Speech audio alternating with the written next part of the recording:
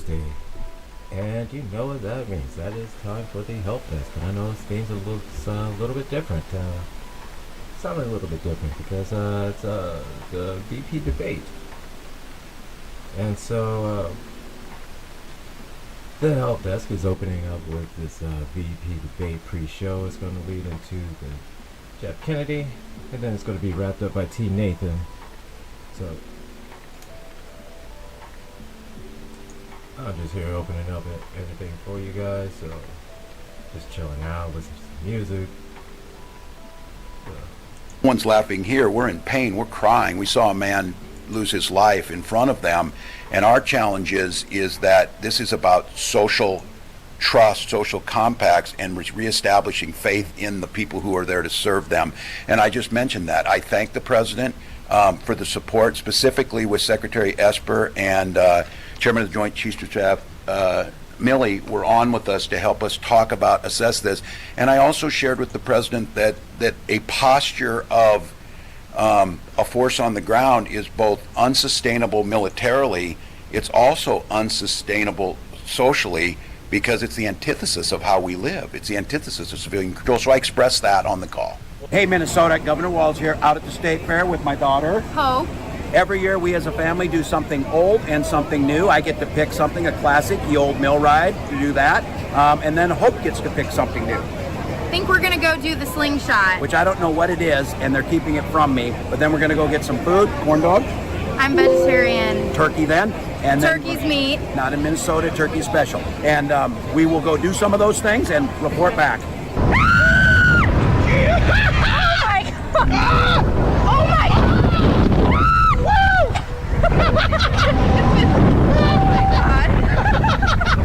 Yes!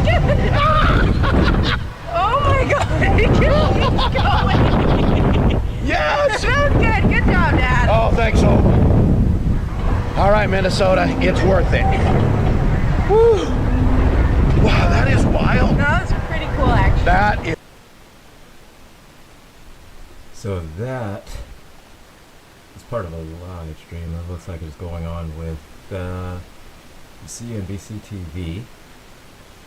It's kind of leading up, showing all the clips and things leading up to the debate. Looks like it's going to be a very interesting debate.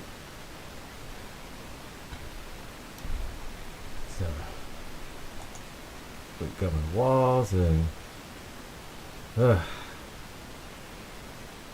JD Vance. Jeez. Anyways, so I know you're tired of hearing me, but let's get back to this. Enjoyed our work together. You understand our country. You have dedicated yourself to our country in so many different and beautiful ways. And we're going to do this. We're going to win. And we're going to unify our country and remind everyone that we are fighting for the future for everyone. So let's get out there and get this done, okay? Let's do it. Do the work in front of us. Let's win this thing. That's right. All right, buddy. I'll see you soon. Take care. Thank you. Okay. Yeah. Bye.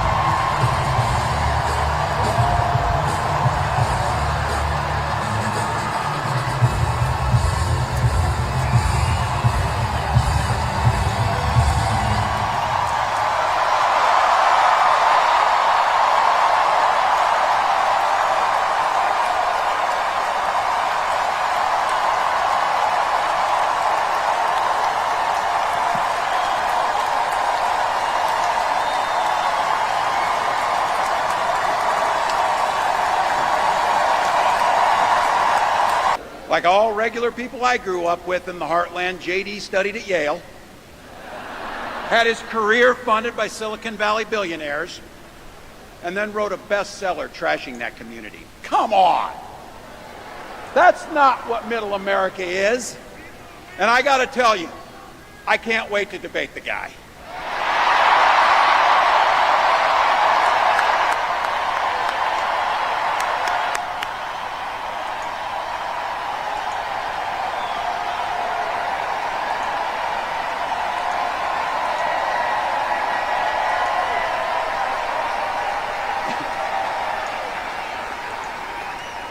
That is, if he's willing to get off the couch and show up. So, you see what I did there?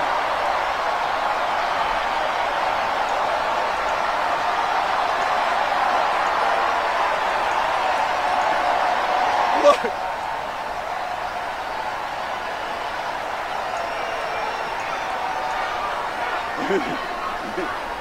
I got to tell you, pointing out just an observation of mine that I made. I just have to say it. You know it, you feel it. These guys are creepy and yes, just weird as hell. That's what you see. That's what you see.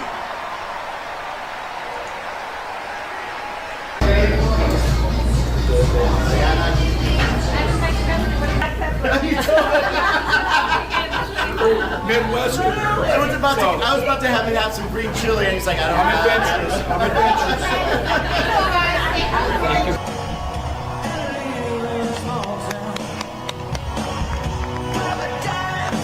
Wow. Vice President and I are just so grateful for the support you've given us.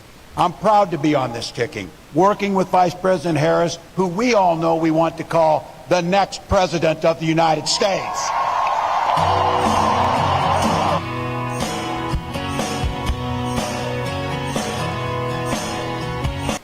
I was born in West Point. I went to elementary school in Valentine, and I graduated from a town of 400 named Butte.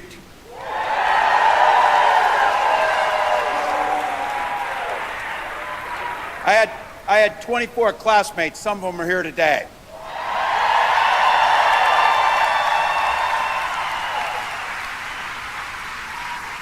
Folks from that town, and I just want to say this. I don't know what their politics are, but I've known their friendship, I've known their kindness, and when our family was down on the luck, they were there for us. I hope I've done the same for them.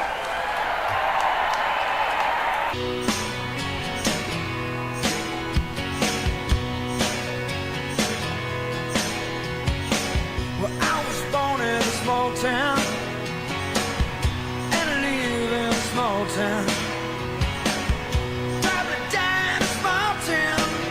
But look, I know if you're going to take the time to draw up a playbook, you plan on using it.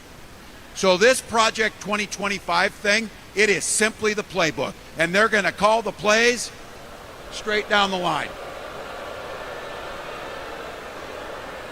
And it always starts with the same old crap. Rig the economy for those at the top and screw the people at the bottom. That's what they do. Your costs go up. They repeal the Affordable Care Act and bring us back to pre-existing conditions. They cut Social Security and Medicare, the very things that keeps my mom out of poverty. They will ban abortion across this country. Make no doubt about it. Make no doubt about it.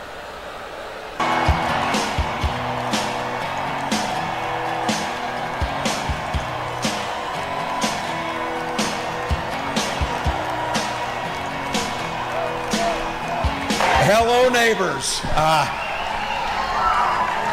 Few places better on an early fall day than to be in northern Wisconsin and Minnesota with such great folks. So thank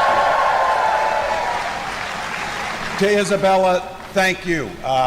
Look, I think all of us know we win this election, we elect Kamala Harris, Madam President, here in 52 days. But with people like Isabella, our future is bright. Thank you for the work that you're doing. Mayor Payne, it's always good to be back. Thank you to all of our local elected officials who are here. I'd also like to say we've got a lot of work to do in 52 days, but we're pretty lucky. We've got some incredible folks to elect up here in this part of the country. Two of them we're blessed with. two of the best United States senators you could find with Tammy Baldwin and Amy Klobuchar. Let's send them both back. Incredible. And there's a lot of races, but one I'm pretty familiar with, a congressional race over in Minnesota. I have the privilege of being friends with one of the most effective legislators I've ever worked with. Jen Schultz is running over there. So, just so you know. There she is. And look, this is one of those deals where you get an incredibly accomplished public servant who's in it for the right reasons, and we make sure we give Kamala Harris a majority in the House of Representatives.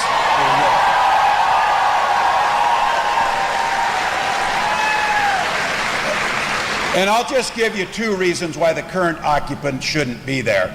Denying the election of 2020 should disqualify you from service.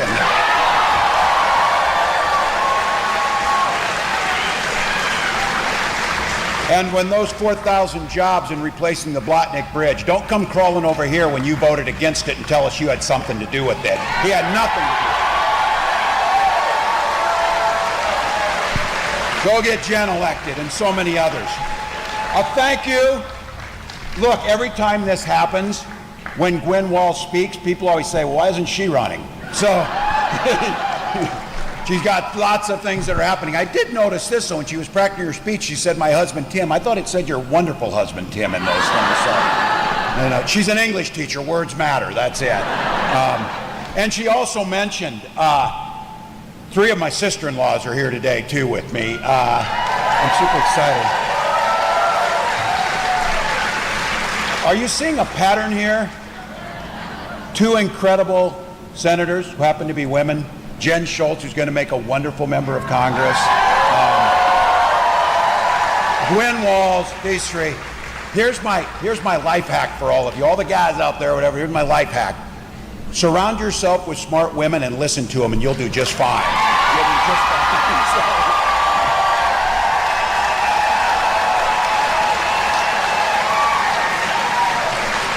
That includes my fellow cat owner, Taylor Swift, too, by the way.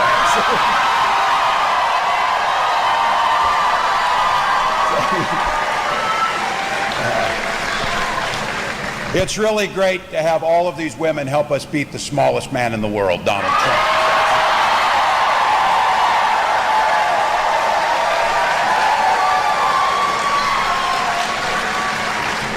To each and every one of you, look, it is true. There's anywhere else you could be. You got busy lives. You got things going on. These days are precious. This is a Saturday in northern Wisconsin. It's nice outside. These are rare, and you precious them. But it speaks volumes about you. The Vice President often says this, and I don't think for a minute as you gathered with your neighbors. I look out here, I see old friends, new friends. Same thing probably with you. But it is something really special as free people to gather in a space with our community to self-determine how we want our country to be. You chose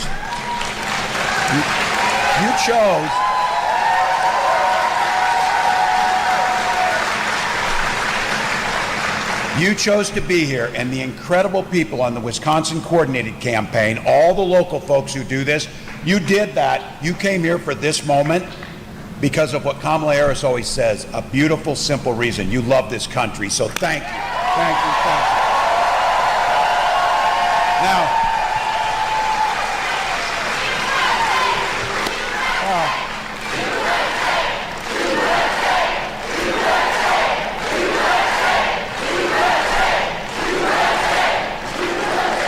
and what is so beautiful about the democracy is we get to make a choice. And like 61 million other people in most of the rest of the world, we got to see Tuesday night. That's a pretty simple choice. It should be. There was one person on that stage that has the poise, the dignity, the foresight, and the compassion to be President of the United States, and that's Kamala Harris.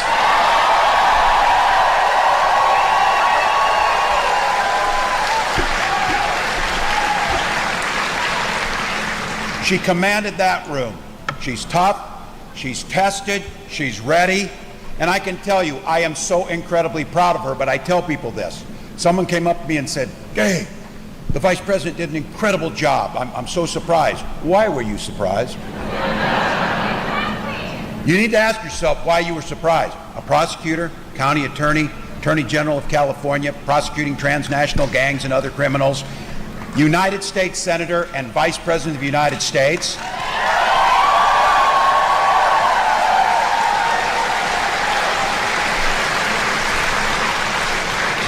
I would do a self-evaluation of why you're surprised. There might be a couple of reasons for that. None of it had to do with competency and being ready to lead.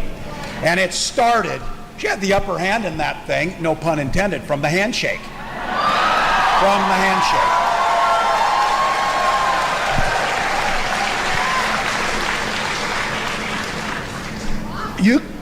You saw it in there. You can't bring yourself to look at the Vice President of the United States. You can't bring yourself to shake hands in the middle. This is how we do things in this country. The democracy matters. And when you lose, you do the exact opposite of what he did. You shake the hand of the person who beat you and you help them become successful.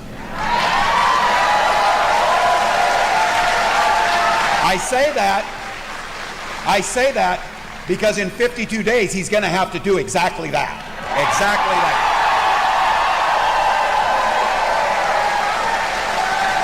Now, maybe unlike the other side, I talked to Vice President Harris. You know, we like are communicating.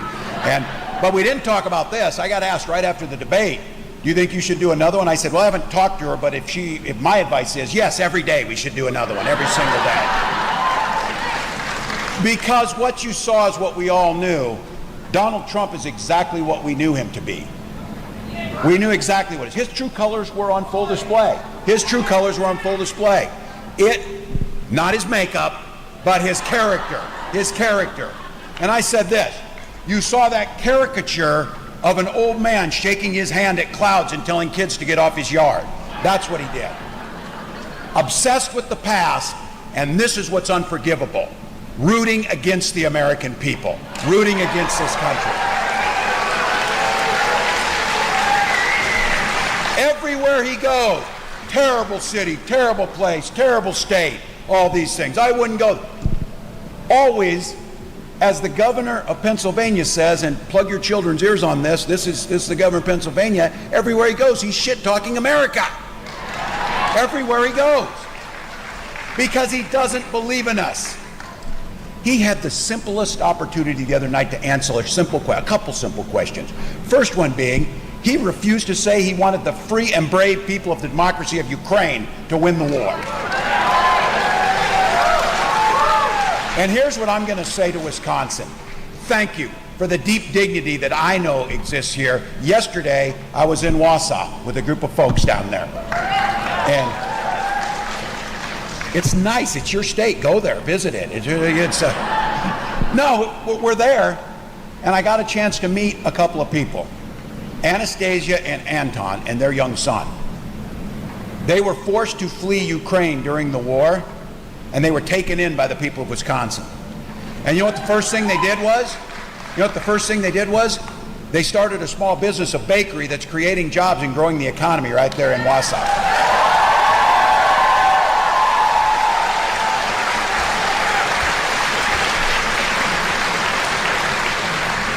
And when I told them that Vice President Harris had no problem answering that, and I have no problem answering that, and people who love this democracy and understand we stand with our friends, it's a very simple question. Ukraine must win that war and push the aggressors back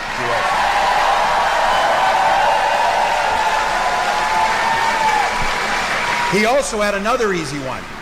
He refused to answer if he would veto a national abortion ban. Wouldn't answer it. Well, you know why. You know why? All of a sudden now he says he's all for the support or whatever. Here's the deal. He doesn't trust women, and they sure the hell don't trust him.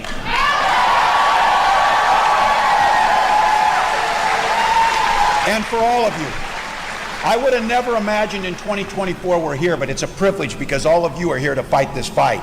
This is the most fundamental thing since the founding of this country. For all the blood that's been shed over the years to protect the democracy. One of the most fundamental things, and as I said, it is a disqualifying factor on his part. He refused to say he lost a fair and square election. Refused to say it. Look, Don't allow us to become the frog in the slowly boiling water, to pretend like that's any way normal or okay. Say it every single day. He lost the election, he's trying to lie about it, and he will do so again.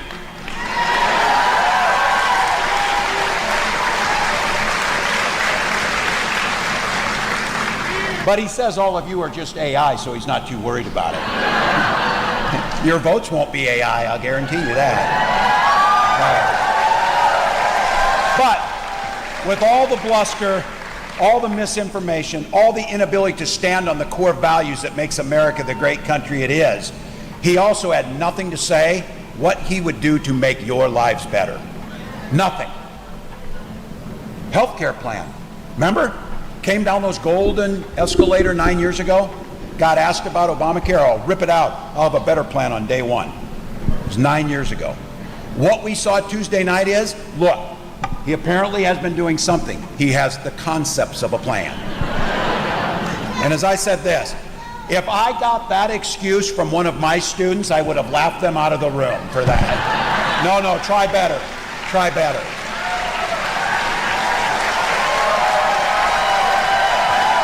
Look, for him, it's a soundbite. It's nothing. For you, it's the pre-existing condition you had and your insurance company wouldn't pay the bill, means now you can go get treated. You can take your children in. You can't be discriminated against. We can get checkups on time and prevent illnesses down the road. The ACA has provided millions of people a healthier, better, freer life for them and their children. For him, it's a talking point. Let's just be honest. He doesn't know what's in the ACA. He's never read it. He never looked at it. He doesn't know. Not once did he ever worry that he would have to pay a medical bill. They're out of touch with who we are. Kamala Harris, who grew up in that middle-class family around a kitchen table where you have to decide how you're going to pay the bills with her single mom, she understands that. Donald Trump has no plan for you. His plan is for what's good for Donald Trump, period. Look, this is important. This is important, and you all know it. Because, look, we all deal with it. Friends, neighbors, family. Oh, I like Donald Trump. You know, I don't really like how he swears and gets convicted of felonies and found liable for assaulting women. I don't really like that. Good, I'm glad you don't like that. But then they always go, I like his proposals. Which one? Taking your health care? Forcing women to bleed out in parking lots because they can't get health care? Tax cuts for billionaires? And I say this, if you're a billionaire and that's all you care about, he may be your guy.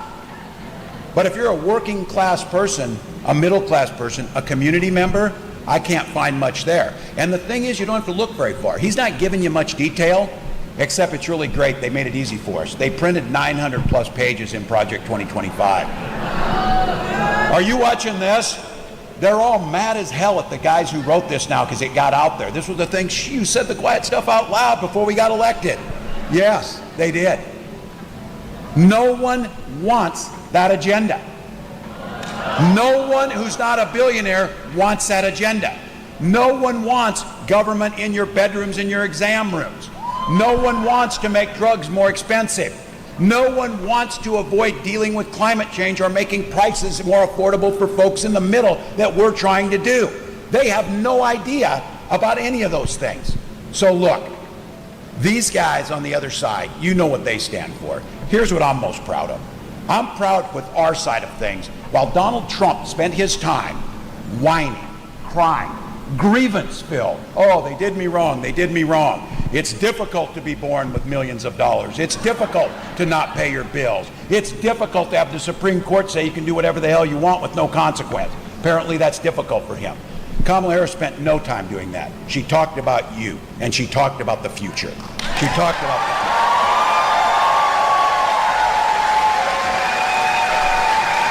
And again, I don't know if my English teacher, hello neighbors.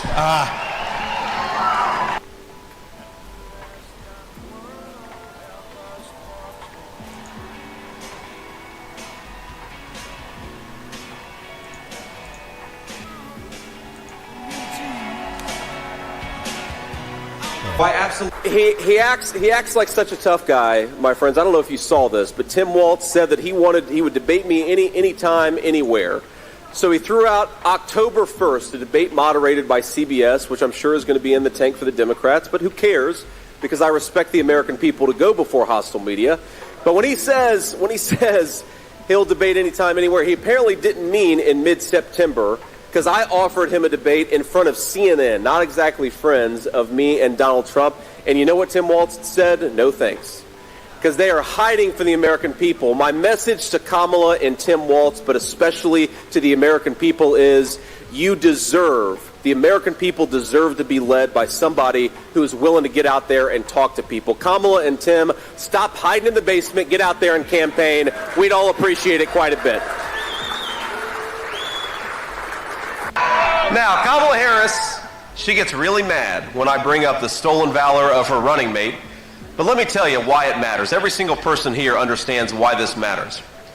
Here's the record on Tim Walz, the governor of Minnesota. He dropped out of the military and allowed his unit to go to Iraq without him. And he knew they were going to Iraq. He lied about it, but he knew they were going to Iraq.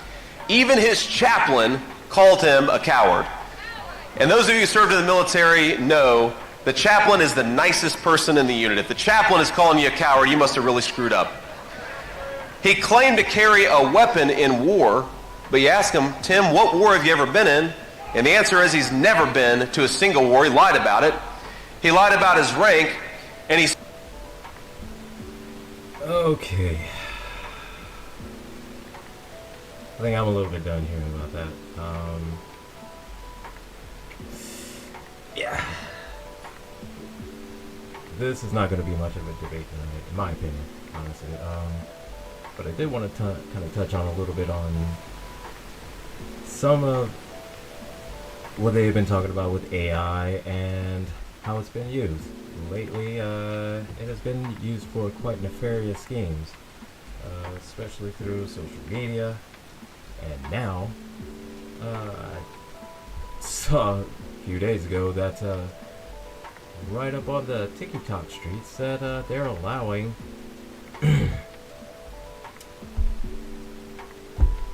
certain types of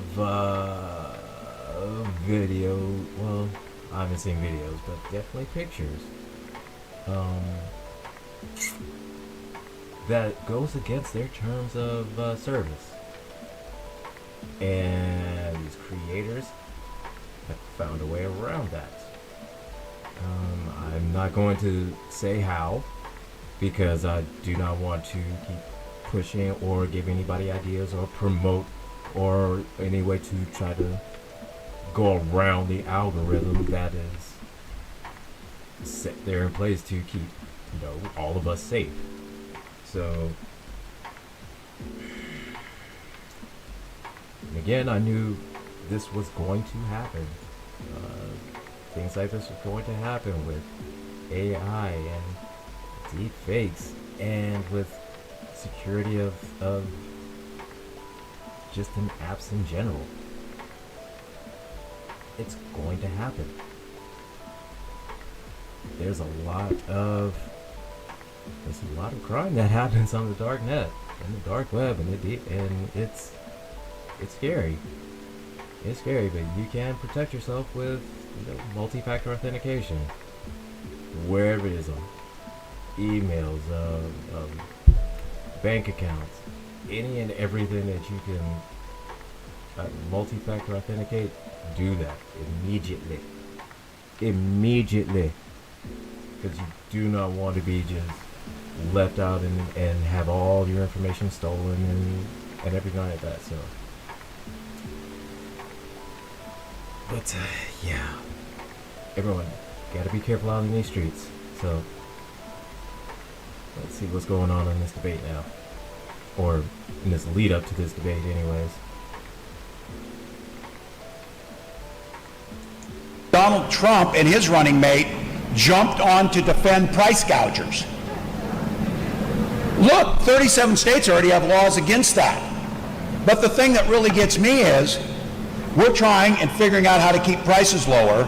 Our farmers are working dawn till dusk and they're getting $3.90 a bushel for corn and $10 for soybeans, they're not getting rich. They didn't grow the food. They didn't process it at the factory where labor did that.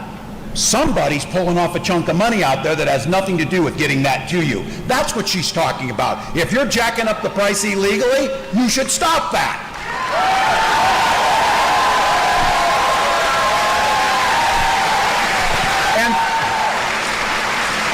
And one of the American dreams is to choose your path. And none of those paths should be closed out. The idea, if you've got an idea for a small business, it should be easier to start that small business. That's why she proposed increasing the tax credit so you can get up and off the ground. Making sure then that you've got health care so that that doesn't drive you out of a small business. And then making sure your neighbors are being paid enough that they can actually spend money at your small business and everybody thrive.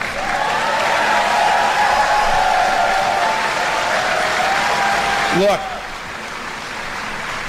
I know you've got it here. This is the part, this ability to be able to collectively bargain and organize. Let's not forget our history, America. The labor movement starts in Wisconsin. It's Wisconsin that does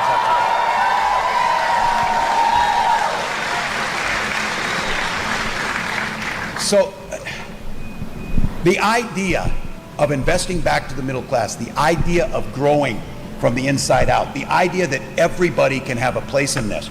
We have a Minnesota saying from one of our senators who we lost way too soon, who says we all do better when we all do better.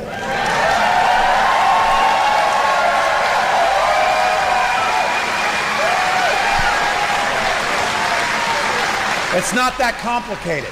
It's not that complicated. But these guys figure out a way. We want more and more and more and more. More tax. I will say this about Donald Trump. He was very clear on one thing and he followed through with this. He told the billionaires he was going to give them a tax cut and he did it. Project 2025 promises you again, he will do it again and bigger. So let's be very clear. When he does that, it cuts out opportunities for all the rest of us. When they do that, it undermines our ability to do the things we know need to be done. So just to be clear, and something you know about right here in Superior and Duluth, that Donald Trump talked a tough game about infrastructure. Kamala Harris got it done.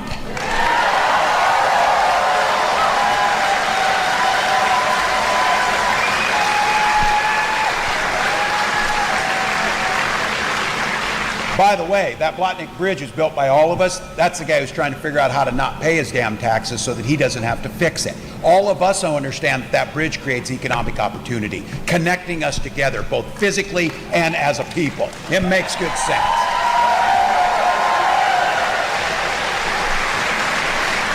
And I'll tell you, you saw it. You saw this idea about freedom. And you've seen, it's really great. It's not just a song that the vice president comes out to, although that's really cool when she does that. But you saw it in Chicago, and you're talking about this idea of freedom. The idea of what it means. Freedom to live your life the way you choose to live your life. Some of us are old enough to remember Republicans used to talk like that too. They used to talk about freedom. They would have never turned their back on an ally. They would have never decided that they needed to be in your business. But we know now they want the freedom to be in your doctor's office. By the way, Project 2025, some of you want to know in there, they've got a national pregnancy coordinator that tracks all pregnancies.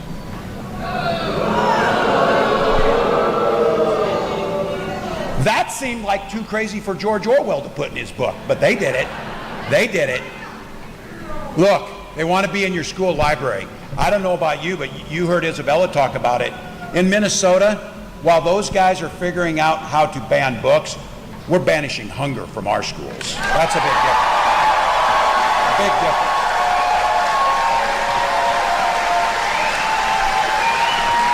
And again, I want to go back to those old school Republicans, the folks that need to come over and realize this is the agenda for them.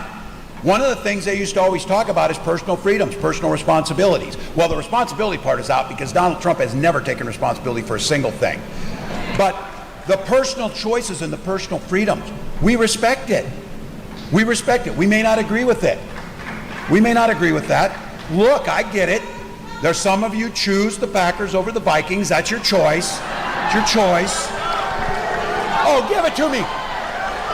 Give me my moment. Give me my moment. We don't have any Super Bowl rings. Just give me the moment. But look, we may not agree and we may differ, but you've heard me say it, and I know it's a Wisconsin rule. I claimed it for Minnesota, but I know you've got it here too. The golden rule that makes everything work better is mind your own damn business. Mind your own damn business.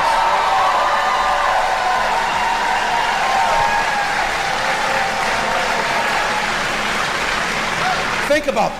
How is that not appealing to Republicans? How is that not an appealing thing? They want to be and make every damn decision. Think about what they're saying in Project 2025. You're going to have to register with a new federal agency when you get pregnant. This is personal, people. It doesn't get much personal. For Gwen and I, you've heard our story, and we've heard other people have to tell their story. Look, nobody wants to have to tell their personal stories about their families unless they're asked about it and it's in private conversation. We have to tell these stories because these guys weirdly are obsessed with our bedrooms all the time. All the time. And for us, it was a struggle, a years-long struggle with infertility. And we were blessed that we had access to those treatments. And you better bet, if you haven't had it happen to you, you know somebody who's gone through it. It's hell. You're waiting for the call, you get the call, it doesn't work, you're back at it. And then there's the two of you wondering how. All you want to do is have that child. So you better bet in our family, when we finally had that little girl born, we named her Hope for a very particular reason.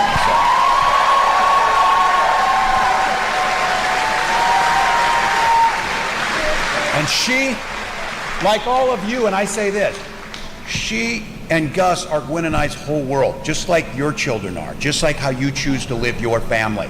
And we're talking about it because these guys are trying to make it more difficult to do that, or if not, impossible. Because very clear, they're not stopping with national abortion ban.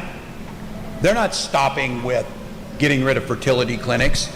They're talking about getting rid of contraception or any type of help any of us need to manage it. These are personal health care decisions. These are personal health care decisions. So think about it. This is pretty simple, and Kamala Harris makes it pretty clear. I would go out to all of your neighbors and make the case on this. Do you want J.D. Vance deciding about your wife and daughter's health? Or would you rather just leave it to them and their doctor? That's what freedom looks like. That's what freedom looks like.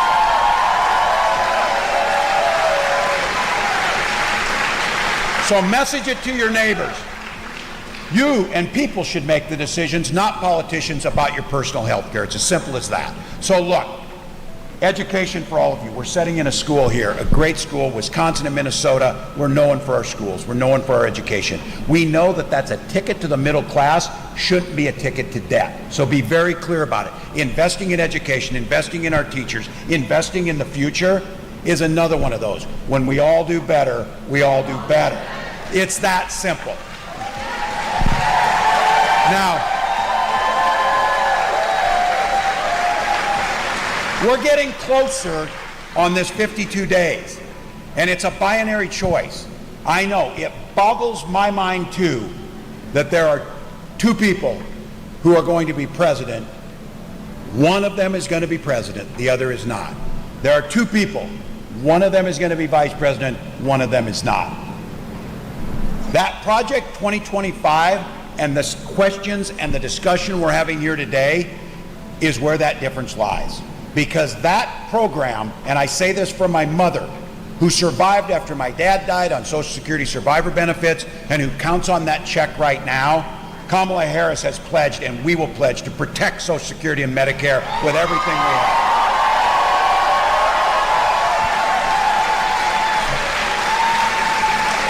This one is the difference. People see the world from where they stand. If you stand in a middle-class living room, if you stand in a union factory job, if you stand in scrubs as a nurse helping, that's a way to see the world. That's a way to see the world. If you stand, or more likely sit, in Mar-a-Lago or in a venture capitalist high-rise on Wall Street, why would you care if the Social Security check shows up? You don't care about it because you don't need it. So you're looking for the tax cut. Well, I'll tell you who does need it, my mom. She pays for her heat. She pays for her food with her Social Security check, and it is the best anti-poverty program ever devised in this country, and we have to push it.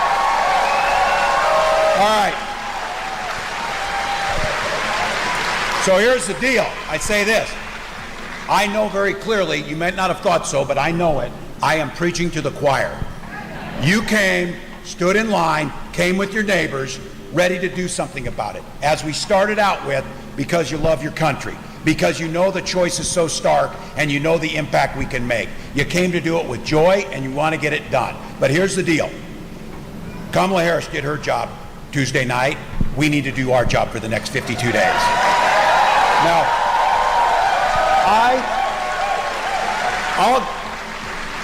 I'll go to my grave not understanding why, but I know it's a fact. This is going to be a margin of error race, and it's going to be won in a handful of states. One of them is the state of Wisconsin.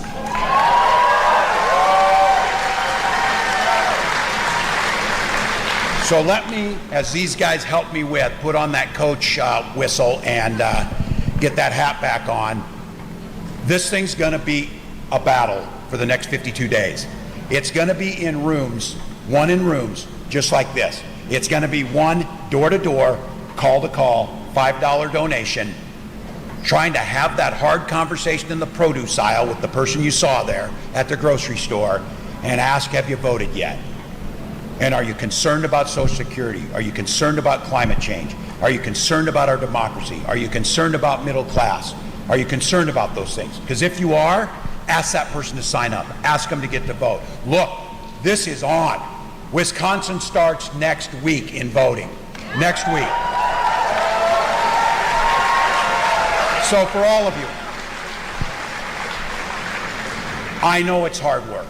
I know that, as I said, it's hard to understand that it shouldn't be broader, but that's our country's here. These guys have spent the last decade telling us our system is broken. They've spent the last decade figuring out how to make it harder for people to vote. They spent the last decade trying to make people pessimistic to believe it doesn't matter if you come to rallies like this or if you vote or if you call your neighbor. That's what they've done. You know why? Because they can't win when more people vote. Because the people understand. So that choice of voter suppression versus voter engagement, we choose the joyful path. We choose to take our chances with explaining what we stand for, standing on our record, letting everybody vote, counting every vote fairly, and then accepting the results of that. That's what we do.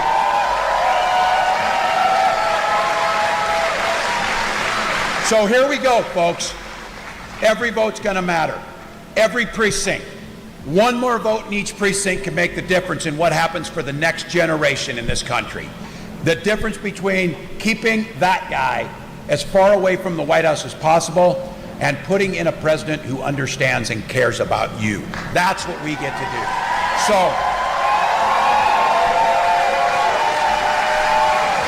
I, for one, am honored to be on this ticket. I'm honored to stand with you in this fight. I'm honored to know, and I keep saying this, we have some philosophies in the Midwest. My God, we're tough people. Some people, when we started settling, people started going across the country. Some of them kept on going until they ended up a place where it's really warm and they have palm trees. Not our people. Not our people. We stop here. We stop here to carve it out. Because we're tough, we care, we're resilient.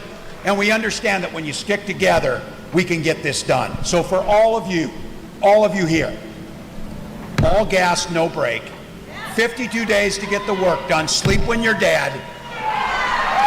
Let's give it our all and think about it. That 53rd morning when you wake up, we get to say, congratulations, Madam President. Let's go. Hello, neighbors.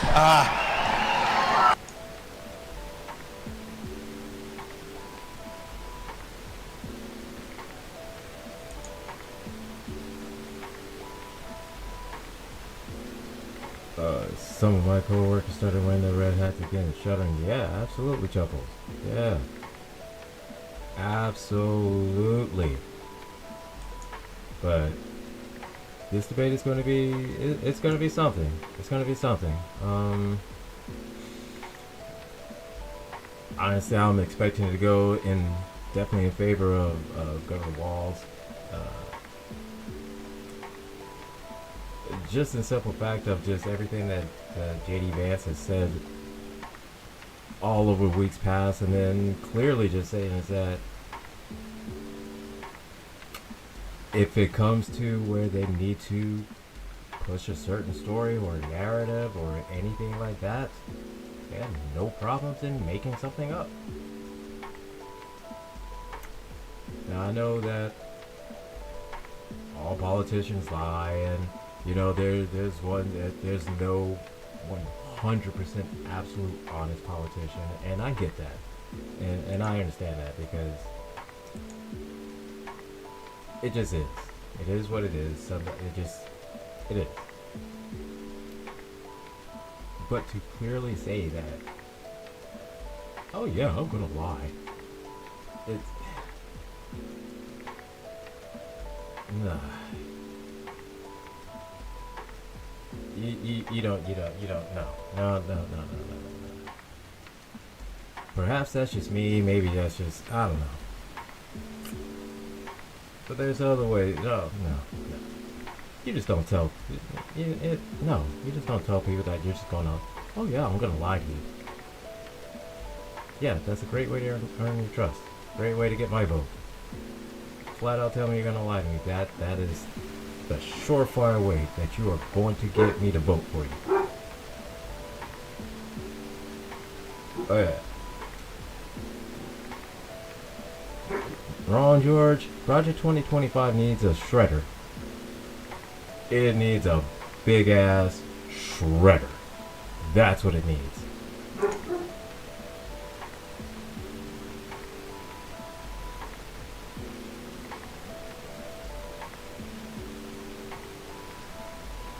Closer to the vice presidential debate, the countdown, it is 6:46 p.m. Eastern. 9 o'clock Eastern is when it begins. Guys, we're the minute by minute for you as this thing gets ready. Garrett Haake also counting the literal seconds, I'm sure, Garrett, as you are live for us here in the spin room. Can I just ask you, is it really as small as all of our guests have been suggesting that it is?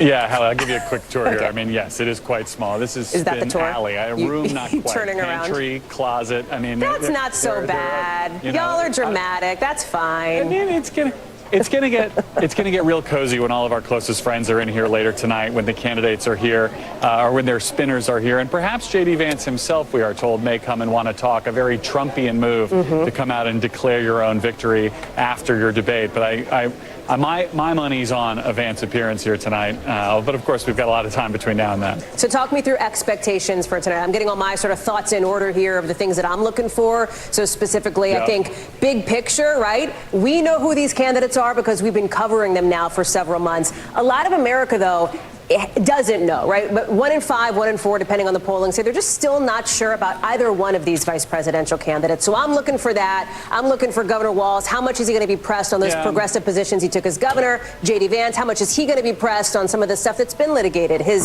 sort of initial opposition to Donald Trump, what he would do if he became commander in chief. Give me your list. I know you have one in your head. Yeah, look, to me, I think the person we're going to hear the most about tonight from both of these men is Kamala Harris. I think both of them have a mission here tonight, and it's still to define the Democrat at the top of the ticket. Tim Walz, as you point out, is a bit of an unknown, but I think he, even more so than Vance, understands that his job is to make the somewhat still unknown vice president into a three-dimensional human being, someone that people can picture as leader of the free world. And for J.D. Vance, I think it's attack. I have every reason to expect that he's going to be on offense, particularly on immigration. That's what Donald Trump suggested to me when I spoke to him earlier today, would be how he would judge a J.D. Vance victory. And if we know anything about how it goes in Trump world, you've got that audience of one. You've got that expectation that Trump wants to see Harris hammered on immigration. He thinks that's the issue this race will be decided on. And I think J.D. Vance is going to be, pretty focused on the attack. On Tim Walz, yes, but mainly on the person at the top of the ticket. That's who voters ultimately are choosing. Yeah. And I think that's who Vance is going to be setting out to bring down a couple pegs tonight. All right, Garrett. So what is the thing you haven't said on TV yet today? What's the nugget you're saving for 8:01 that you're going to give us a preview of now? Oh, You're robbing Peter to pay Paul here, Hallie. Look, I mean, to me, the thing that I keep going back to is conversation with Trump advisors from a couple of weeks ago, and they said, look, the end of this race, nobody's going to be popular. You look at the polling right now, Tim Walz is the most popular of the four of these people still running in this race. Those numbers will come down. People keep saying, what is J.D. Vance going to do to reintroduce himself, try to come off more likable? I don't see that happening. I think this has all the potential in the world tonight to be a race to the bottom, just a bitter, nasty, mudslinging debate here between two folks in a race that has a lot more nasty it could still get in the next month and a day. Garrett Haake following all of it for the next month and a day, and maybe longer than that. We shall see. Garrett Haake, thank you very much. Rewrite my 8 o'clock live shot now. You're welcome. Thank you, friend. Appreciate you. Garrett's going to go rewrite. We're going to go check in with our team in some key swing states about what voters there want to hear from the candidates. How much are they engaging and tuning in and getting into it? Coverage of the VP debate continues live in New York. We'll be right back. Oh, it's just us at the party right there. So I brought the baby here. Come in pretty soon, but right now it's just us. I got my coffee. Nice.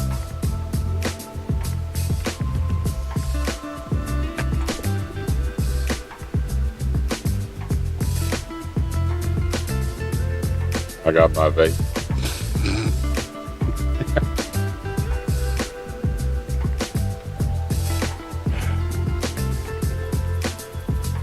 What are we watching on here? Because I can't see it in our Zoom, but I see it in the live. Oh, I don't have it playing through Zoom. I just have it on going through live. Because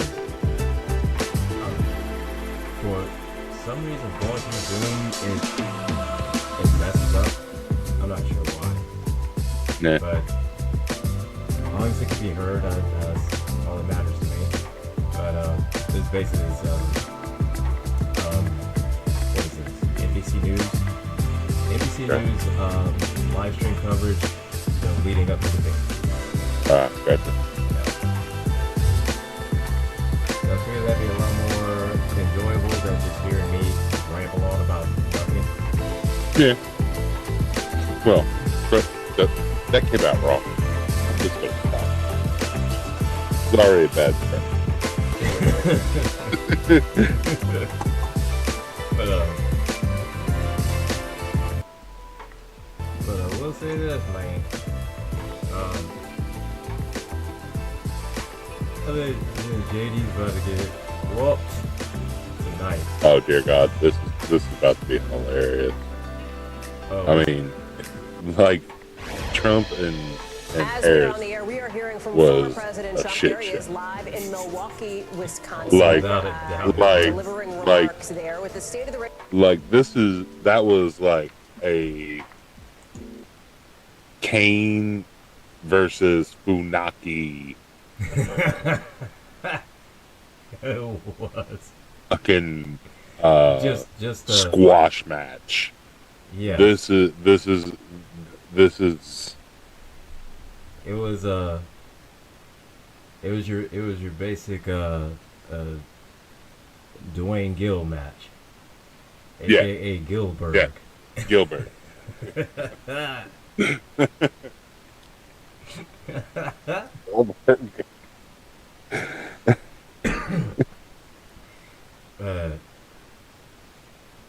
Let's see. Chuckles in the chat. Where are? Oh my God, I can't read today. Where are we all migrating to when they cut us off from TikTok? Good question.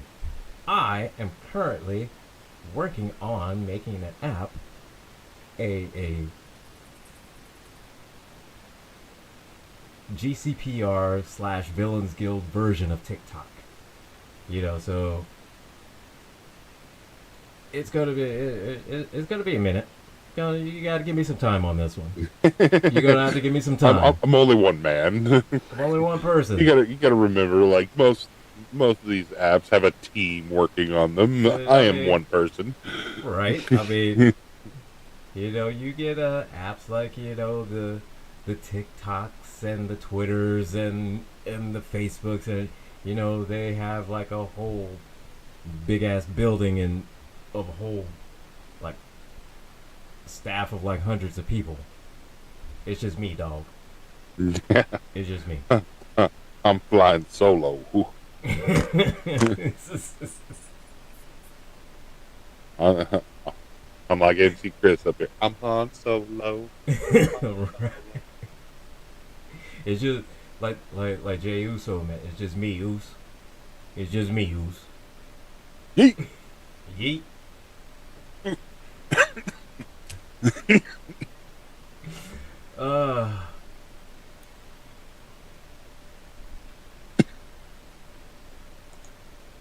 So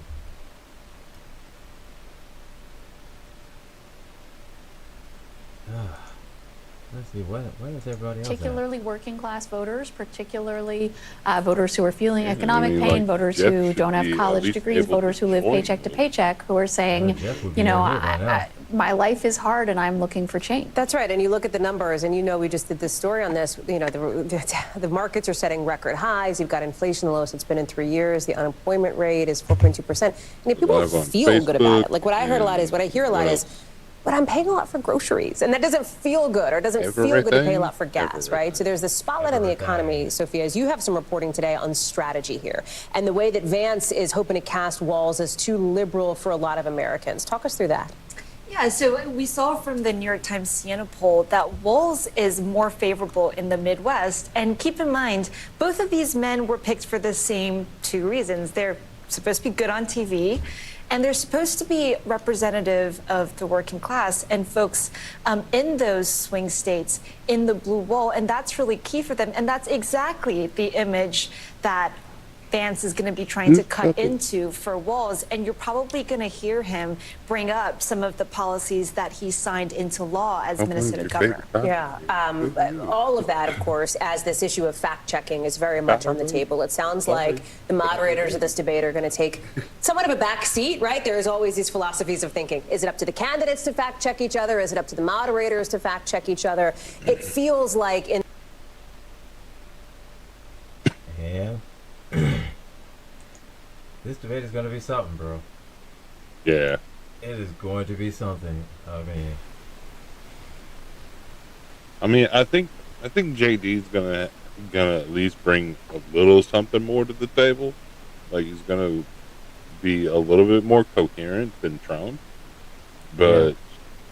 But still, that's an extremely low bar. yeah. Like limbo I done mean, limboed. Like, I get it, you know, it's going to be because he'll be a little bit more, I guess, I wouldn't say articulate, but definitely, you know, definitely agree that he'll be a little bit more coherent in his thoughts, or at least in his thought process, you know, as opposed to just say, they're eating the dogs, they're eating the cats, they're eating. But that's the thing, is he's the one that gave Trump that. But yeah, I know he's the one that gave So- Trump that little nugget of misinformation, you know. But I think he would be a little bit more, make it a little bit more easier to think. So that, he's going hey, to start this might out be- with, this well, might actually be a there are thing. news articles and news of instead of just coming out with, you know, they're eating the dogs, they're eating the cats, they're eating the pets, instead of coming out with that little soundbite, especially because that's what that was. Let's face that. That's exactly what that was. That was an opportunity for a soundbite. Right. And, absolutely. And he thought it was going to go the other way. Right. We, of course, took it and made it a fucking dance. Right. Which was hilarious because, like, even Jon Stewart started, like, singing the song, and his whole audience was, like, dumbfounded for a minute, and he was like, am I the only motherfucker on TikTok? I thought you all were millennials.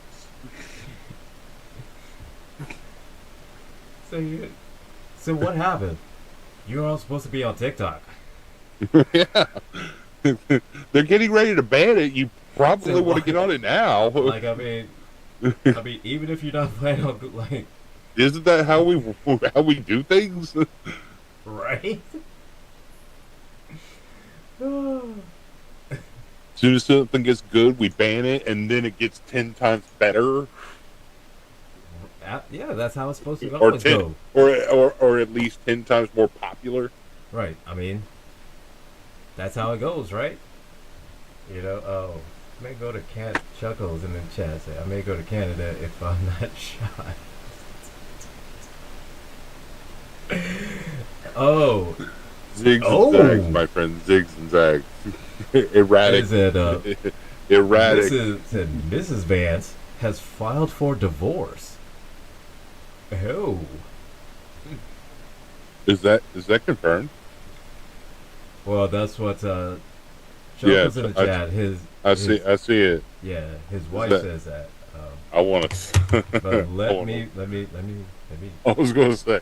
Let me Google that. Let me Google that. Let me make fire sure. up the old Google machine because I gotta know this. I need to know that for sure. No offense, Chuckles, but I want. No, I need right? my No eyes offense, Chuckles, on but this. I need to see this for myself. And where's T Nathan at? What in the hell is my dog barking at? Jesus Christ, what the hell?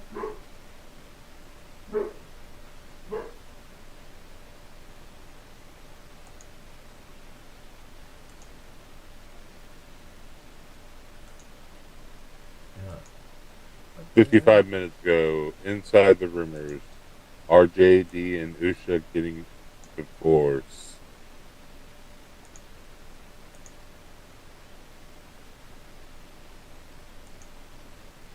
There we go.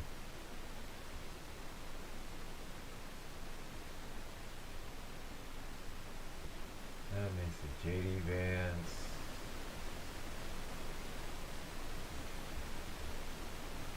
Mr. T. Nathan Fairley. Wait, can y'all hear me? Give me a moment. I can hear you. I can hear you. I'm also going to be going live. Hey, setting up a live audio for channel now. Dun, dun, dun. The camera drop. It appears to be just a rumor.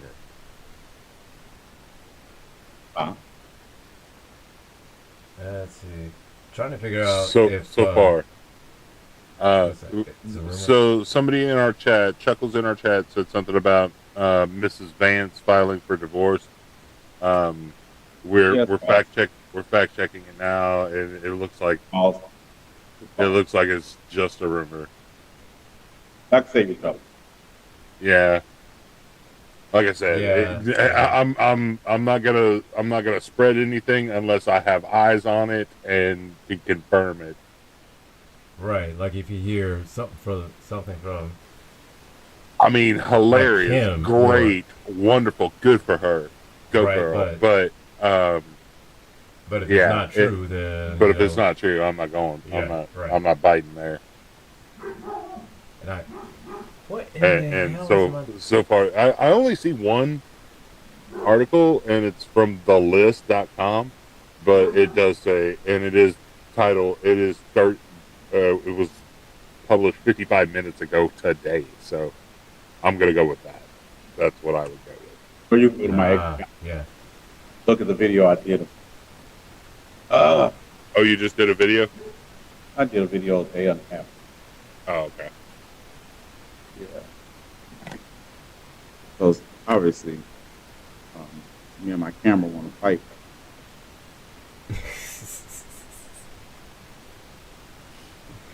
They always want to fight everything. Hey, but thanks for same to you, Chuckles. I mean, don't bring it to us. We'll if you and do the same for yourself. You know, you can always look up things and do your own research. Yeah, I don't if I don't feel comfortable, sharing something like even like I'd reported on that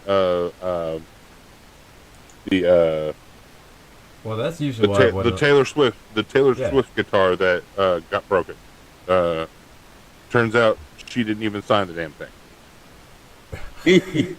But it's again, funny. and like I said, like what JD Vance said is like if it's something that sounds like something cool that would fit whatever narrative they're trying to push, then Yeah. they'll say it. Yeah. So it's kind of hard to say, oh well, yeah, that's right, or no, that's wrong, because you literally have to look into everything and saying it. So they say so much to the point where it's just like, you know what, screw it, just let them have it. I think that's kind of what they're banking on. And I'm not giving any grant. Anything. Yeah. Ah. There. There. Um,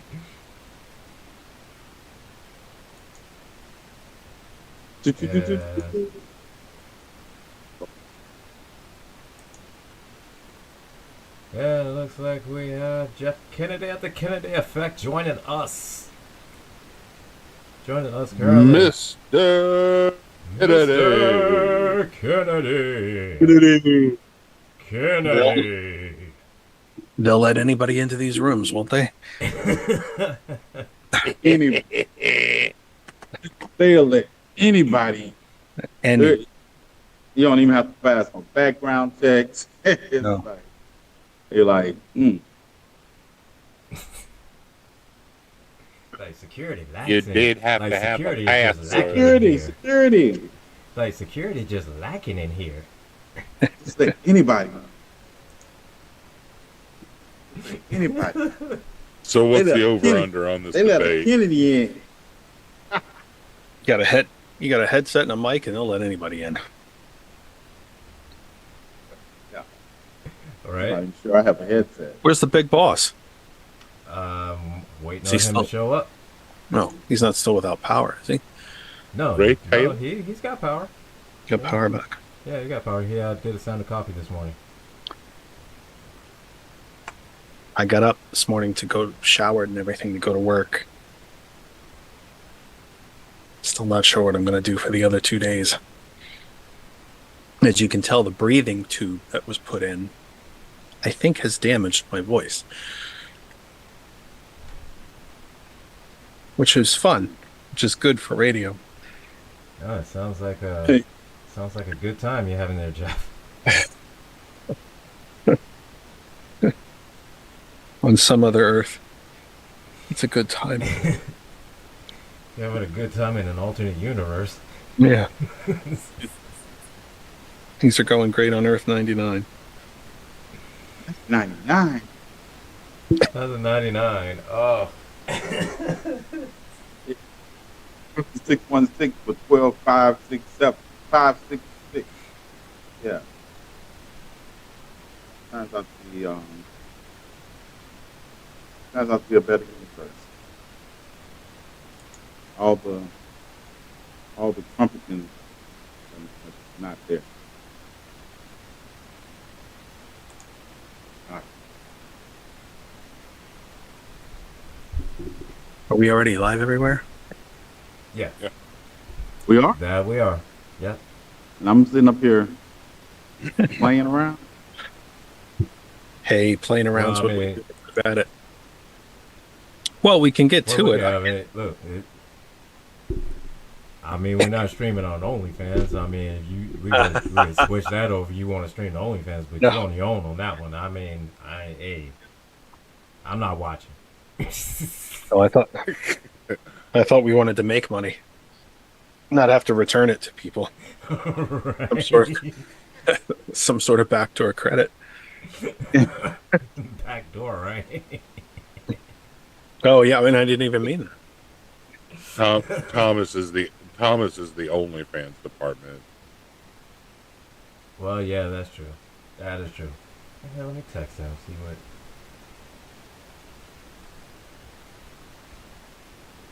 See if He plans on joining us. Yeah. Joining the radio station that he helped. That he helped, build. Is he Let's going hear. to be here? Sure, beat up on him. Well, yeah, I am. I mean, he keep trying to get me set up to get beat up.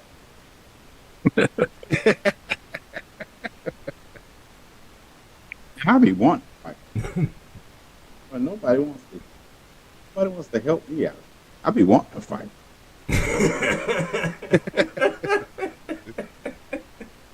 I wish a motherfucker would. Wish a motherfucker would. Here yet?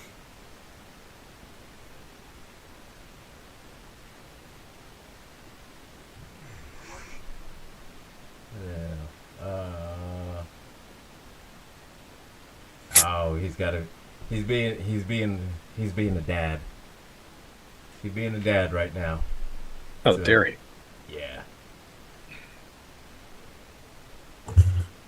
But the life gets in the way. Let's go down. It was a bad day. Well, there's nothing saying that we can't start this shindig on our own.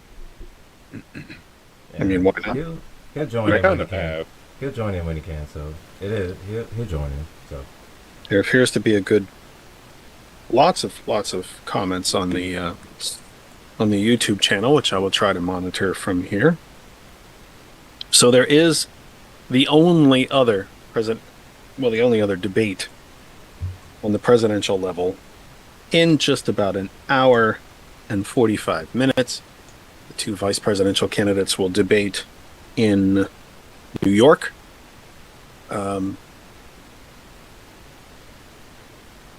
How much does it bother anybody that we will go through this entire 2024 cycle with two debates only? I think we're all old enough here to remember when debates were a normal course of politics and were a normal function of politics, and when the League of Women Voters and the Commission on Presidential Debates was not looked at as some sort of, was never looked at as the enemy the way they are now by Republicans, because God knows debating and facts and things are kind of important. But how much is anybody bothered, I think, either for yourselves or on behalf of the American public, these are the only two debates we're going to see in this cycle? it's odd for me. It feels odd because, just like how you said, during an election cycle, I'm used to, at least a bare minimum 3 debates, at a barest of the bare minimum. But those are during the times when we actually had, politicians running, and not a politician and a reality, a reality TV star, so. And then with the everything that has been happening from the pandemic all the way up until just now, with AI and social media and cybersecurity, all of that just played to effect, and then, which is constant interference with the election, it feels odd just to have this one debate, but somehow at the same time it feels like it's one debate is I don't know if it's like needed or necessary, or is it, the one debate is gonna solve, be able to give each candidate, the platform and the time that they need to fully express, what their plans are. But it just it feels weird. It feels weird to me. T. Nathan. Yeah. Go for it. Can you hear me? Oh. No, it doesn't feel strange in this information age. It doesn't feel strange when we have, we're talking about governor of Minnesota, senator from Ohio in this aspect. It doesn't feel strange in this information age. I think that if you don't know where these candidates stand on the issues that are supposedly, allegedly important to people, then that's because of a failure on your part to look into the candidate. Debates in this day and age. Yes, you know, I grew up doing all this when our information was handled differently. We live in a digital society where you can pull up what they have said, when they said it, how it has evolved or devolved over the course of their life. And I think that's one of my problems. My problem is that I believe that you should have an informed electorate, and that informativeness should come from some of their own research combined with what's put out there. And a lot of people just depend on other people to totally analyze character for them. It's not possible. Also, I think everybody should read the Constitution when it comes to presidential elections and understand what the powers of presidents, vice presidents, and everybody are before. And I don't think enough of that is happening. I don't think enough of electoral education is happening in our society for us to be comfortable, for me to be comfortable with a general election. Do I have my problem with the Electoral College? Do I get it? But we are at this point now because uninformed people have been making decisions that require information to perform. I was in Columbia, in Ohio, and George Bush's election. We were doing exit polls, and we couldn't ask people who they voted for, but we could ask them, why did you vote for the person you voted for? And inevitably, it always revolved in 85% of the people I did during exit polls had nothing to do with policy, had nothing to do with their stances on things. It had to do with stuff like, well, I think his daughters are well behaved, so that's a mark of good parenting. Like, do you think we need a parent for the country? Or they like the way they shook their hand the last time they met them. Just stuff like that. That is not rooted in anything to do with electing representatives. And I think most people have it wrong. So no, the debate for me, and people in a certain degree, is like, it's a optics formality more than it is substance. About the idea that this has, not to try to be funny, but how this has trickled down, and that debates now seem to be the exception rather than the norm for all sorts of elected offices, from president down to dog catcher. How we just don't seem to have them anymore. We don't, candidates, and I think especially candidates on the right, and especially incumbents, tend to think that they're not necessary, or that they don't have to answer to folks. But it's two different things, you know. Yeah, because when you throw answer to folks into it, debates are not really answering to folks. Because actually, as someone who has debated, I've really never understood these kinds of debates, because debates are about trying to reach some form of compromise on point or not. What they're just doing now in this modern day and age is just what I call political entertainment. Because they're not, like tonight, let me predict, what we're going to see tonight is going to be a bunch of irrelevant rhetoric from J.D. Vance. And what we're going to hear from Tim Walz is him talking about his record that we can all go and look at, but not in a way that either one of them are going to be putting forth a true vision in the office of vice president for the country, because the vice president that's not what a vice president does.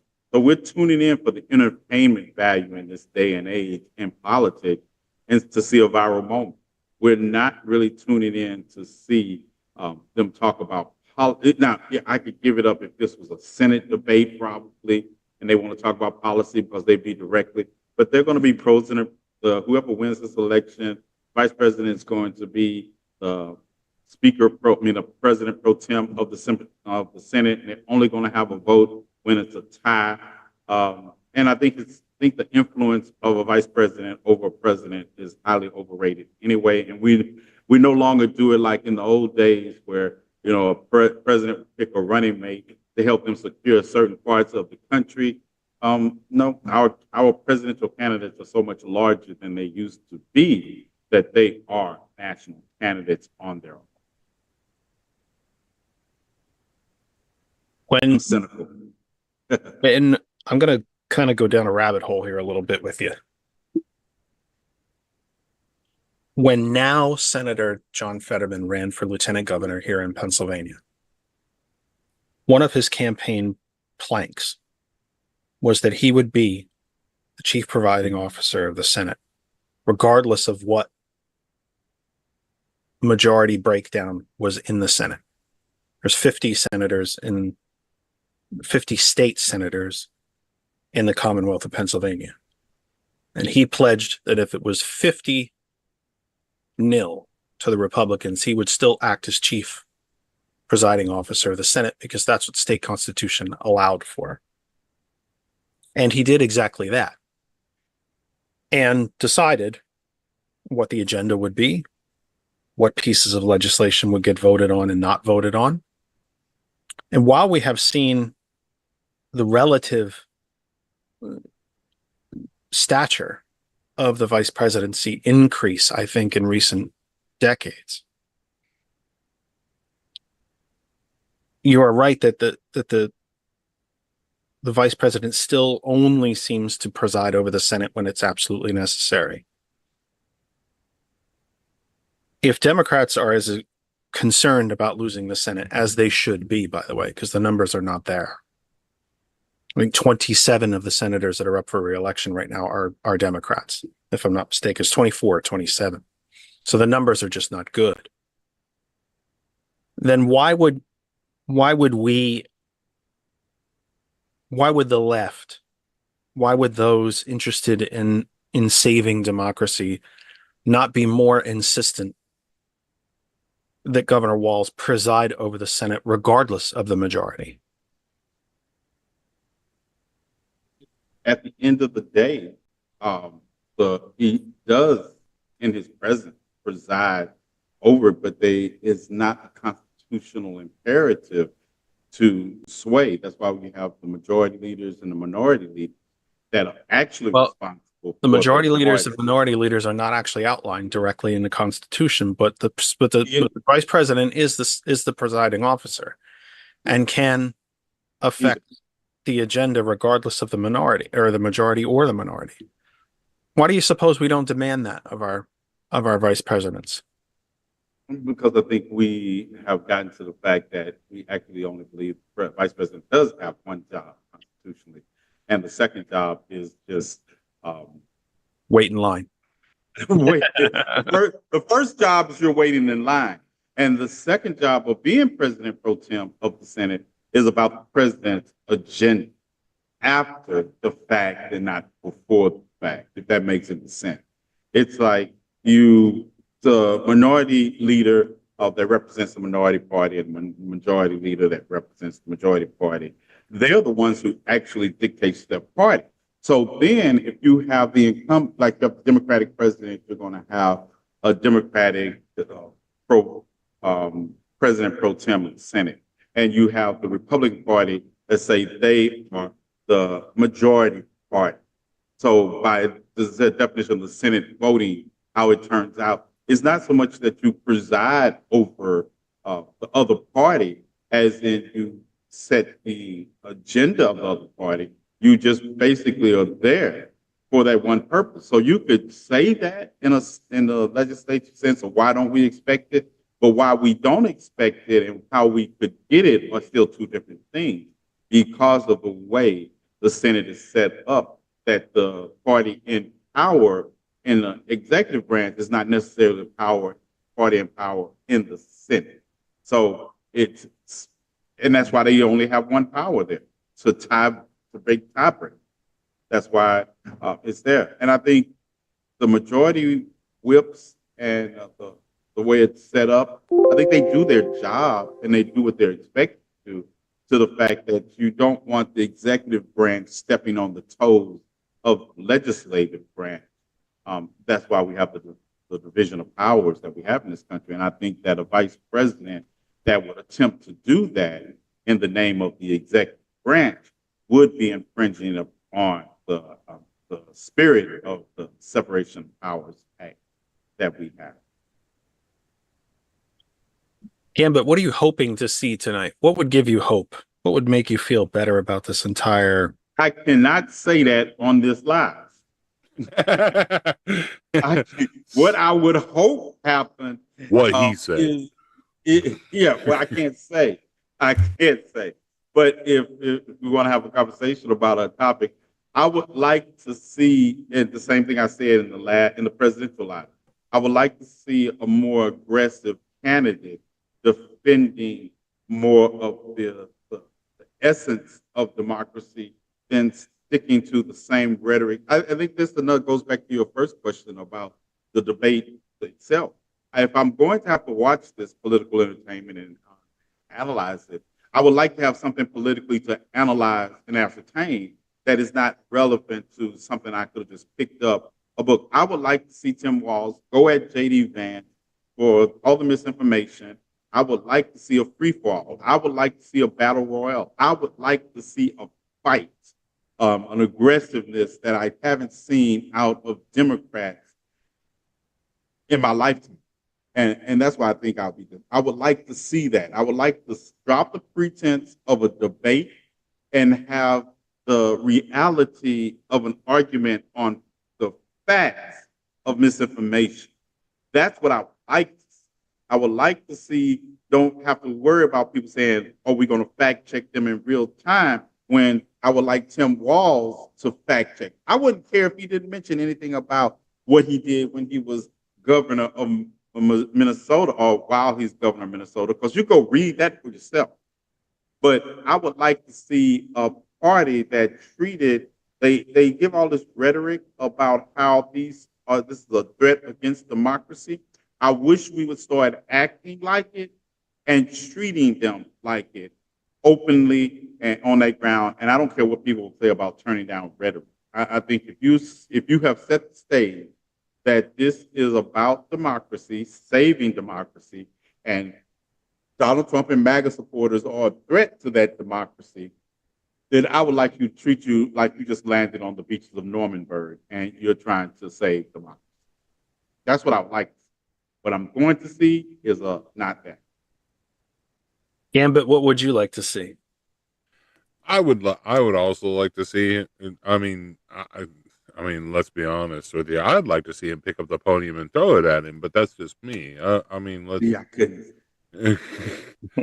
I mean that just because I hate seeing the smug smile on his and Trump's face, because they think they're pulling one over on everybody, and for a good chunk of the country they are pulling one over on them, because they're giving them this information that we can easily debunk, and they're buying it. They're posting about it and they're believing it. They believe that Trump flew down to the hurricane area and saved people. AI generated pictures, they're believing them.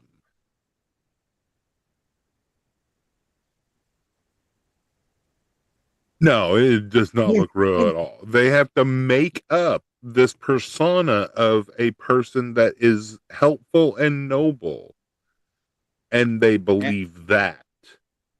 They believe it. And they believe it. And you made an interesting point, Gambit, because you talk about it, but they're not putting one over on it, because you all remember, I'm always going to say that the 75 million people in this country have told us they're openly racist.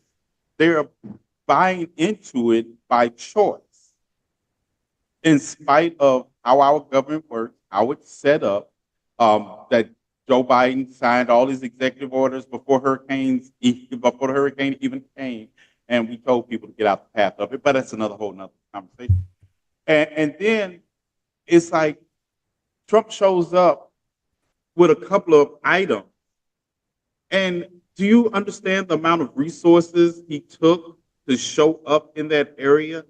Just took up And the president and Kamala Harris should not come to these areas because unless she's going to put on a Wonder Woman outfit and divert a river or lift some trucks up out of what you are, and I'm tired of. And you know what? If she did that, I don't think there would anybody not voting for her. If she donned, they still wouldn't vote for her. They Yeah. still wouldn't vote for her. Yeah, I remind you, 3 of us are nerds up here, and we know what happens to the X-Men even when they show up and save people. So she's still a bad Three guy. of us? I think we all are. Yeah, I think we all Yeah. do. Yeah, We Jeff's a Kennedy. Look, Jeff's a Kennedy. I'd say Not that doesn't stop me from Marvel fandom. Let's. Yeah, I mean, there's a reason. Plus, if you go on his show, 90% of the time he's playing background sounds from the Starship Enterprise. It's true, and I could easily do that right now if needed. If anybody's making a request, I do take requests. Do you have the X-Men theme song? No, I do, but I do have the.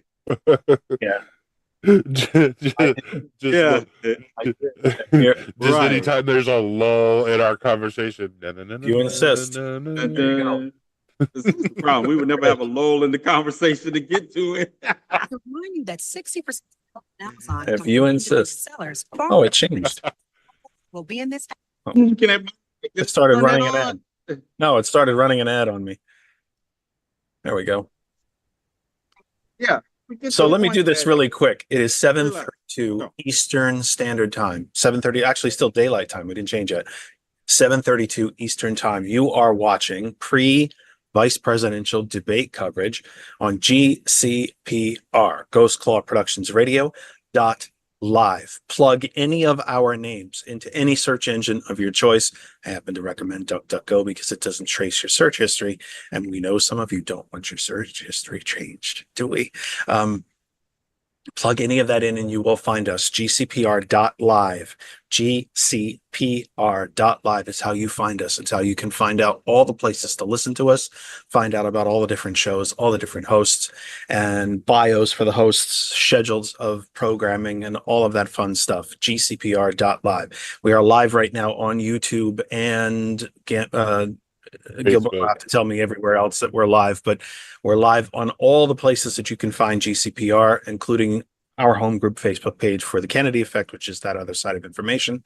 We're live on GCPR right now on YouTube and all the other places.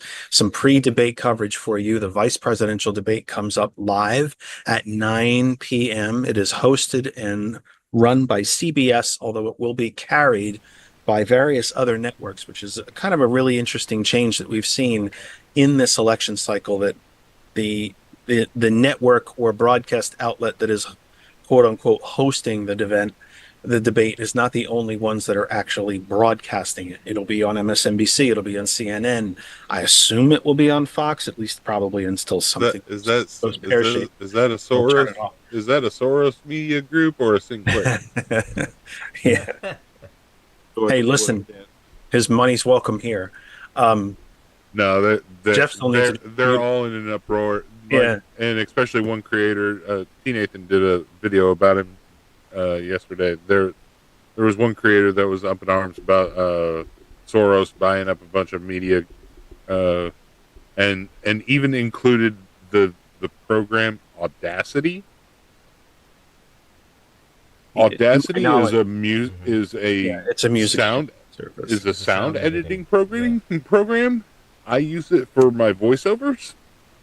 It cannot have a every time affiliation.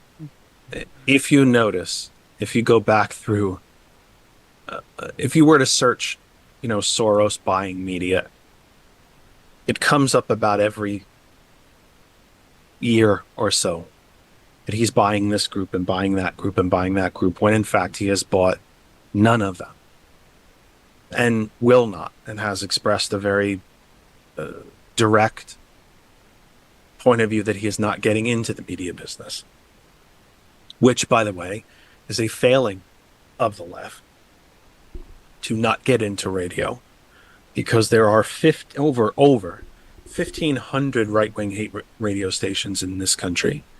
There are over 500 Spanish language right-wing hate radio stations in this country.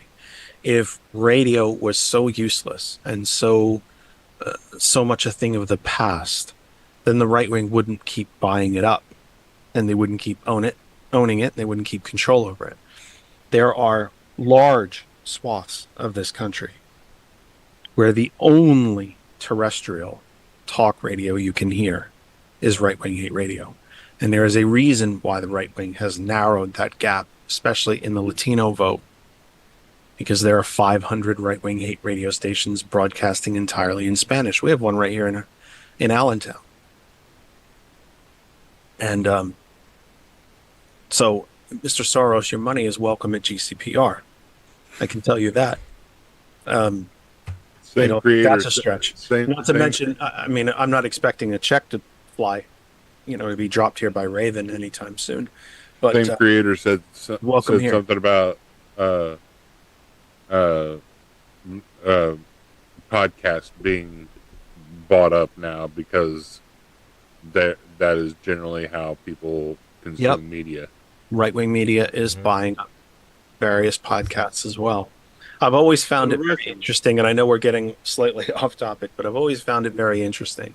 And this is a story that I've told on my show a couple different times, but if it's new to you, then God bless you all. I used to live in North Jersey in the New York radio market before there was internet radio, before there was streaming, before any of it.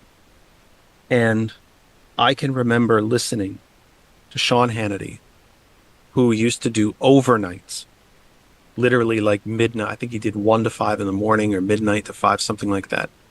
On WABC in New York City, one of the Clear Channel AM radio stations in the country. Clear Channel not being the company Clear Channel, but Clear Channel meaning there is no other 770. There's only one in LA and there's one in New York. It was a 50,000 watt station. About 37 states could get it at night if the weather was clear. And he did overnights. And yes, it was political talk, but he was one of the most entertaining and fair people you'd ever hear on radio. He took a chunk out of everybody. No one was safe, right, left, or center. Man, woman, person of color, mayor, all the way to president. Nobody was safe. If he thought somebody was doing something wrong, he took a chunk out of them. And if he agreed with them, then he did a big, long diatribe on why they were right and why he agreed with them. And it happened on both parties. He was the most down-the-middle person you probably ever could have imagined. And then he began to get popular. And so he started filling in for other time slots on the station. And then he began filling in for Rush Limbaugh. And then everything changed. And then it became all right-wing hate all the time. And then came the Fox show with Alan Combs. And it just got worse and worse and worse. I think there is an entire right-wing hate radio, hate media section of people who don't even necessarily believe what they say on a daily basis, but they know they get paid a hell of a lot of money for saying it.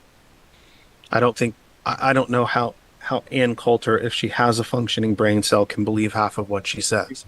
I don't know how Laura Ingraham can She just believe. doesn't have a soul.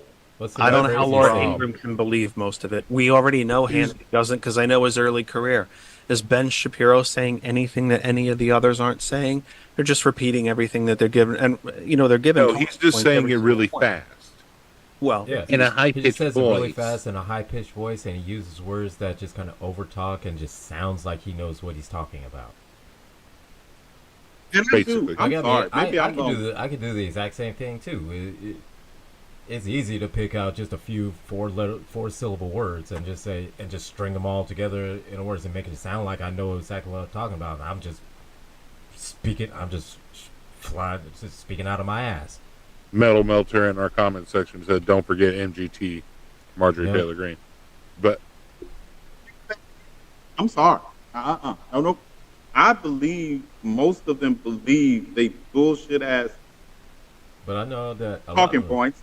They believe it. I do. They believe they believe it because they are from that group.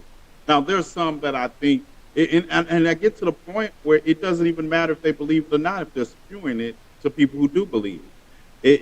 It's the same danger. See, that's what I was talking about, what I want to see tonight.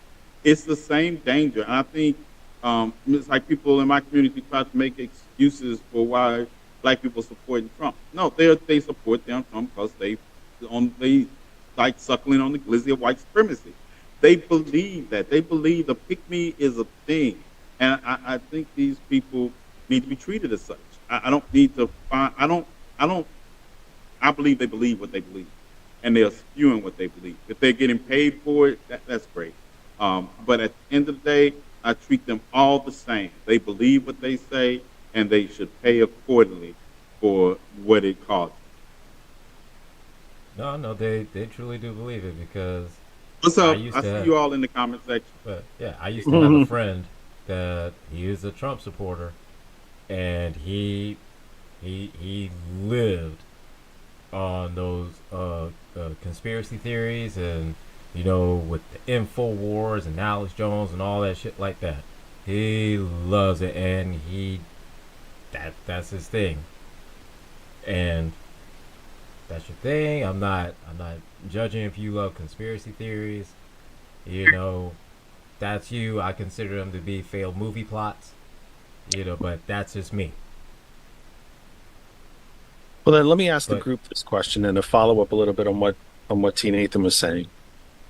You heard this morning, President Biden was in the Oval Office having a video conference call with various officials from around the hurricane-affected area.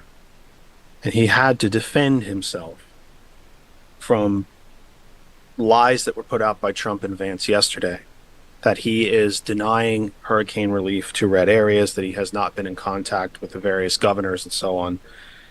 Brian Kemp himself, the Republican governor of Georgia, who has overseen the purging of over 750,000 voters in his own state, talk about the referee running the game, did come out very, very quickly. Didn't have to be convinced of it or browbeaten into it, and said, no, of course I've talked to the president. He answers the phone every time I call. He's offered us everything we could possibly need and more. And President Biden actually did use the word that I don't think we use enough of, which is the L word, lie. Mr. President, are you denying, aid to red areas? Have you not spoken to the governor? He said it's all a lie. It is a complete lie, complete fabrication. Why are we afraid to use the word lie? Why are we so afraid? Why do we sometimes continue in this political decorum of using a fabrication or that's stretching the truth or that's a bit off base or that? Why are we sometimes afraid to call things what they are, especially this, which is a flat out lie? I think my opinion is that because that word has just been so saturated, that lie, this is a lie, this is a lie, that's a lie, that it just sometimes it's lost meaning. And so a lot of people have to come up with different creative ways to say the exact same thing. So, oh, it's a fabrication. Oh, he made this story up, or he, because he said, oh, well, he lied about this, and a lot of people just instantly check out. Inevitably, that's just my opinion. Inevitably, I would think tonight the topic of Springfield, Ohio is going to come up. I would think if the moderators are doing their job even a little bit, they'll have to ask about it. Will Governor Walz look at Senator Vance and say, you lied about all of this? You lied. You're a liar. You're a complete, total liar. Will he say that, or will he try to rise above? If what T. Nathan was talking about, where we see a stronger person, a stronger candidate step up and say it, yes. Are we going to see it? God, I hope so. I sincerely hope so. Is it your opinion, all of you collectively, that this is exactly what the electorate does want to see? That people on the left, people who are possibly still undecided, and I don't think that's a huge group of people, but people that are possibly still undecided, they want that pushback. They want that energy. They want that forceful rebuttal, if you will. They don't want you to dance around the maypole. They want you to, they want Governor Walz to look in Vance's face and say, you're a liar. You're a complete liar. And here's the worst part, Senator, you know you are. Yeah. And I don't want it just on that. I want it every time he opens his mouth. Tim Walz could spend the debate calling him a liar, and I would call it a give him some work. As soon as he starts saying it, said, "You're lying." Oh, sorry. Just go ahead and finish your sentence. I don't want the mic. I wanted the mics left on. I want to see what I haven't seen in a while in this arena, because politics is war without bloodshed. War is just politics with bloodshed. I want to see that, and I think to answer your other part of your question, why don't we see it? Because somewhere along the line, and because I'm an extreme revolutionary, I'm not a leftist at all. I think anybody who calls himself a liberal better not be white in this day and age, or we're going to talk about Malcolm. The idea that people believe when you fight for the rights of others and marginalized groups that somehow you're this polite, tolerant person is what we have been fostered. We have swallowed the Kool-Aid of the oppressor telling us how to fight the oppressor. And that's why we don't call them what they are, because we want to be perceived as rational and reasonable. I am not reasonable in my fight against the oppressor. It's not. And that is why we continue to either only barely hold ground or lose ground in the face of this oppression, because we won't do what is necessary. The one thing about our great-grandparents, right, that fought against the Third Reich, they punched them in the face. They wasn't trying to have polite conversations with these people. And if you're saying, going back to what I said, if you're saying that this is the threat to your democracy that you claim it is, then I need to see you fighting for it as much as I fight for those who are oppressed and marginalized. And that means throwing blows. And like I said, if I could see Tim Walz pick up that podium and throw it across the stage, I would say we're here. But we haven't got there, because everybody, it's like after Donald Trump was the attempted assassination attempt on whatever it was, the first one. And people were like, we need to turn down the rhetoric. And I was like, I didn't start this rhetoric. I did not start this fight. And now, because you said so, you want to turn it down. But you only wanted to turn it down to the fact that you don't want people calling you a threat to democracy. You are a threat to democracy. This is either a yes or no question. If you believe that, all these people running around talking about Project 2025 and how it's going to upend our system, but treat it like that. Did you see the senator from Ohio talking about if this election is lost, there's going to be a civil war? You fat asses can't fight no civil war in them too tight flapjacks you all run around in, and you breathing hard after taking 6 feet, and you want to talk about civil war. No, I believe in meeting people where they want to meet at. If you want to meet there, let's meet there. And I'm tired of people pretending like this is just some noble exercise that, if we talk nice enough to them, they'll come around. When did that work? They liars. They're liars. And they're not going to stop in the face of you saying, well, we need to fact check that for the 100th time, or we have it on record that this didn't happen for the 100th time, and they continue to spew it. He called Kamala Harris mentally impaired from birth. The woman who has served this country in some capacity in public life for 21 years, longer than the last 5 presidents, the people that hold the office of president, except Joseph Biden. And you want to say she doesn't have the experience. That's a lie. With a law That's degree. A lie. With a law degree. A law degree, a whole law degree. And they say, well, she's a DEI You hire. barely have a business degree. You filed You for buy. Or you don't even have a You degree. bought that degree. You bought that fucking Bought You that failed degree. out of community college, and then you I just pretended to be somebody different when I got mine, but I did the work.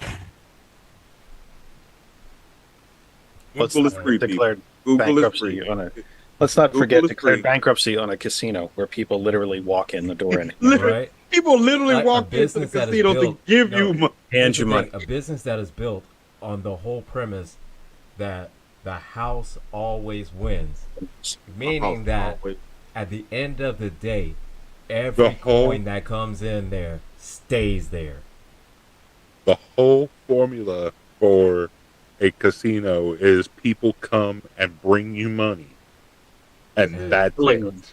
Yeah. You exploit. So You even exploited. You somehow hacked the code, and you figured out on how that. to say, you know what?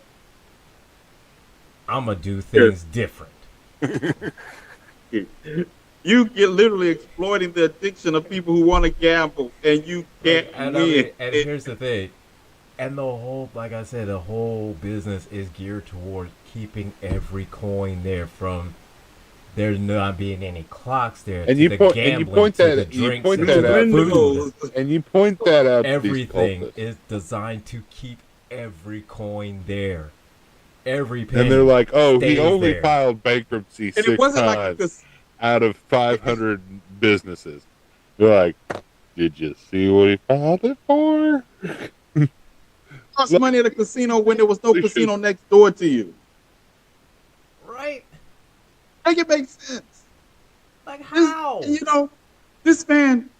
How many times have you explained to somebody what a tariff was, and they turned around and talk about, but Donald Trump put tariffs in place on China that led to a trade war that we lost.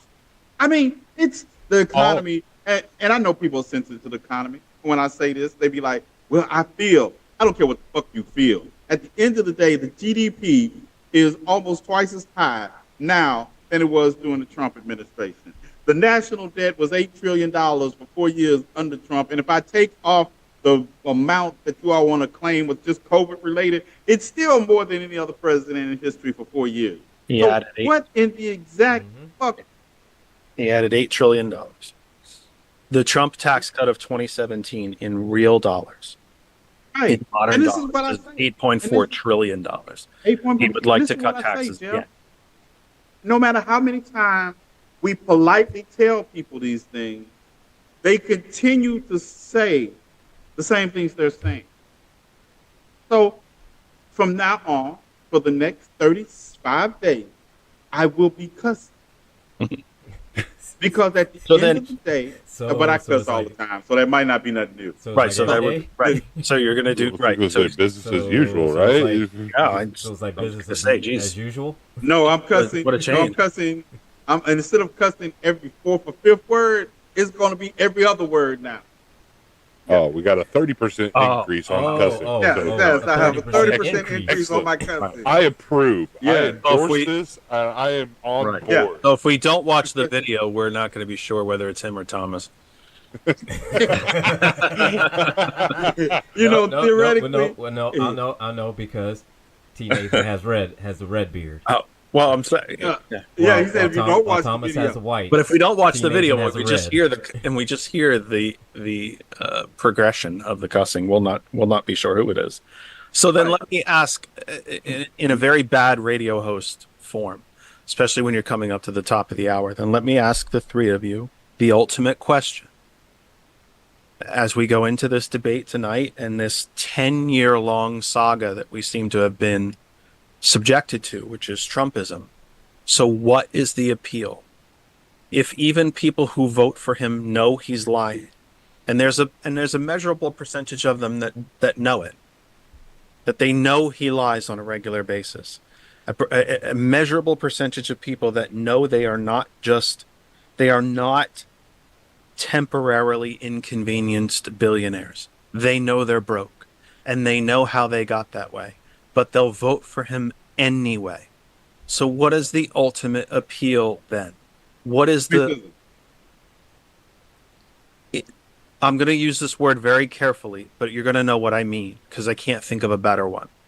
Is it really that simple? Or is there something more to it?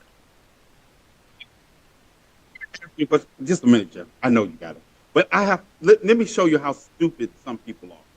So this guy in my comment section just asked, and I'm going to answer the question, but I gotta share this with you all because you all can't see this.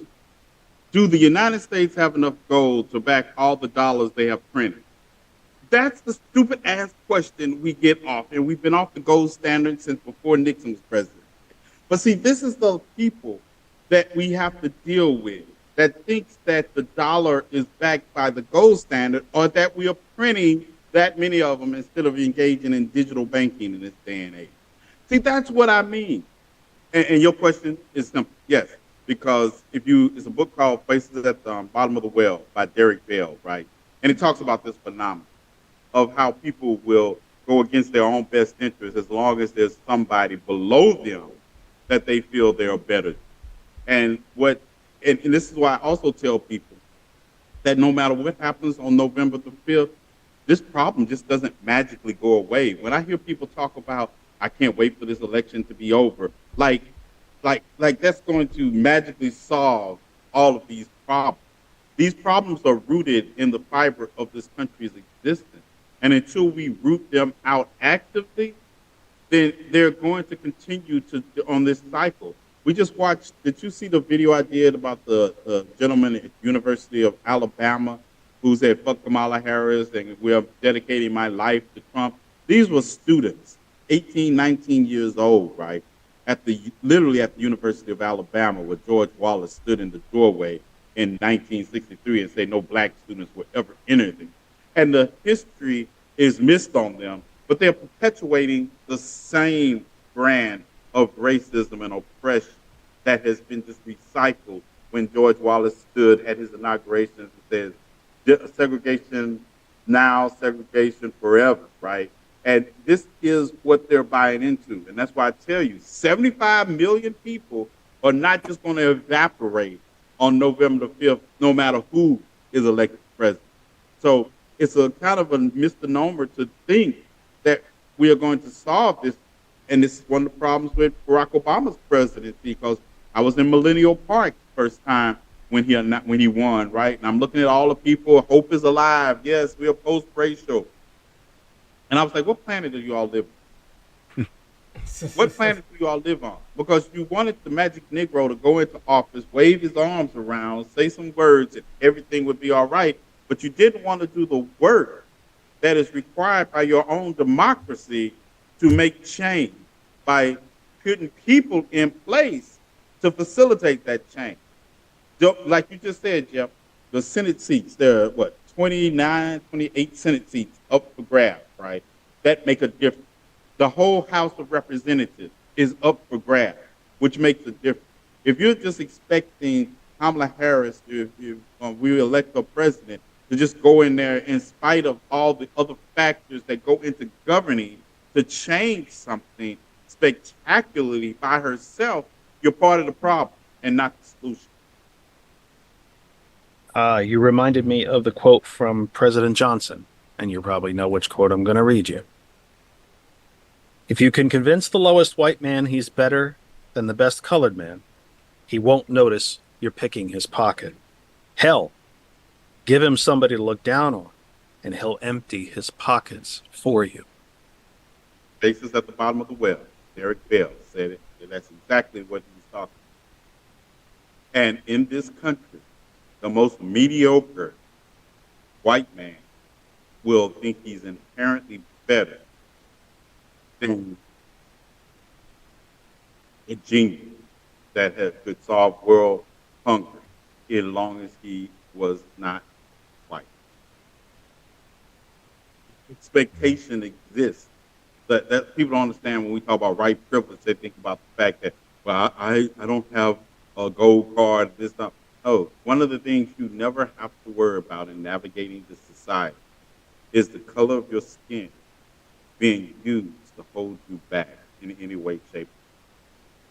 And mediocre, I remember my mother told me that no matter what I did in life, I have to be 4 times better than the most mediocre person who graduated in my graduating class that was white to get half as much as they're going to naturally have access to. And it's not been a lie. It has not been a lie. I graduated the top 1% of my class. But, and I took some detours. I understand that. But that was me just not even applying myself. I was a 13-year-old gangster. But still, the most mediocre people fall up as long as their skin complexion is white. And that is the reality that a lot of people don't wrap their minds around, and how it permeates not just our industry or workforce, but politics. It is a privilege to say that you don't have to vote in an election. That's a privilege because you understand that the policies are not going to adversely affect other people you're putting in office. That is a privilege. Black people, marginalized groups of people, and women don't have that privilege to look and say, you know what, I'm going to be okay no matter what, because the Emmett Till Anti-Lynching Act doesn't affect you. The George Floyd Policing Act doesn't affect you. The John Lewis Voting Rights Act does not affect you. So you can take that position of privilege that most white men take. And this election is going to hinge on it. We talk about all these other marginalized groups. I'm looking at white men and saying, what are you going to do? Because you're the ones who overwhelmingly support Donald Trump. Then comes white women, and then for some reason, we got a certain small swath of men that just happen to be black because of misogyny, or in their case, menage a trois. 8:02 Eastern Time here on GCPR Live. You are watching pre-debate coverage, the vice presidential debate coming up at 9 p.m. Here's what's coming up on GCPR. We, the four of us, or I will try to gut through this next hour, because this is not comfortable sitting here. For anybody that doesn't know, I had kidney stone surgery last Thursday, and I have spent the rest of my days since then feeling like somebody has punched me right in the you-know-what over and over and over again. And that's basically how it's been. And the only thing that's killed the pain are opiates, which I happen to enjoy, because I'm very, very fortunate that I am not addicted to them. They work for me the way they were originally intended to work, the way they were originally designed to work. So I'm very lucky in that fashion, but I am not currently medicated, so it is exceptionally uncomfortable sitting here. But we will go till 9 p.m. and then T. Nathan takes over with simulcasting coverage, debate coverage, and takes you straight into his normal time slot at 11 p.m. Thomas, I expect, will be back with you tomorrow morning from 8 p.m. I have no idea when I'm returning to the air because I literally can't sit here comfortably without being in a tremendous amount of discomfort. I honestly don't know when I'm going to be back with you. The second half of my surgery is Friday, when the piece that is left in me to keep everything working gets pulled out. While I'm awake, by the way, so that should be a lot of fun. But that's Friday. So that's what's happening the rest of the evening here on GCPR. We take you to 9 p.m. You can watch the debate live with T. Nathan from 9 p.m. onward. And of course, once that's over, T. Nathan stays with you until he runs out of breath. Until some time of the morning. Steam breath. When he runs out of steam, out of anger, or stuff to talk about. So which he'll be on until around like 2. Yeah, right. And then, until 8, and then from tomorrow, and then back tomorrow morning from 8 a.m. The Sound of Coffee returns. And I'm sure I have to assume Thomas will have something to say about this debate, because this is it, folks. This is all you're going to get. You got 2 presidential debates, and they were both exceptionally different. It's like the first one in June didn't even really happen. Or at the end of the day, we kind of shook the exit. Yeah, we kind of forgot about that one, didn't we? There was one in June. Yeah, and this is all. Seems like a lifetime ago. It does. You know what? It does. Wait, not just a saying. It does. Wait, June 2024? Yeah. It almost does. But then again, folks, to be honest, if we hadn't had that debate in June, we wouldn't be where we are now, are we? No. That is Might true. possibly No, be. we would. That's No. true. That's We true. wouldn't. Yeah, we would be planning. We would be planning how to dig tunnels. Quick program. Canada. Quick note. This goes back. 1971, Richard Nixon's administration. No one in the world uses currency backed by a physical commodity today. It's produced by the production might of the country. Now, I know research is hard. I know. Let me walk you through this. Research is hard. We understand that you actually picking up a book like on the wealth of nations, but I don't expect you to. I expect you to go and Google when did the gold standard end, and it will tell you, and it will even break down the when it was, what it was, and what it's not.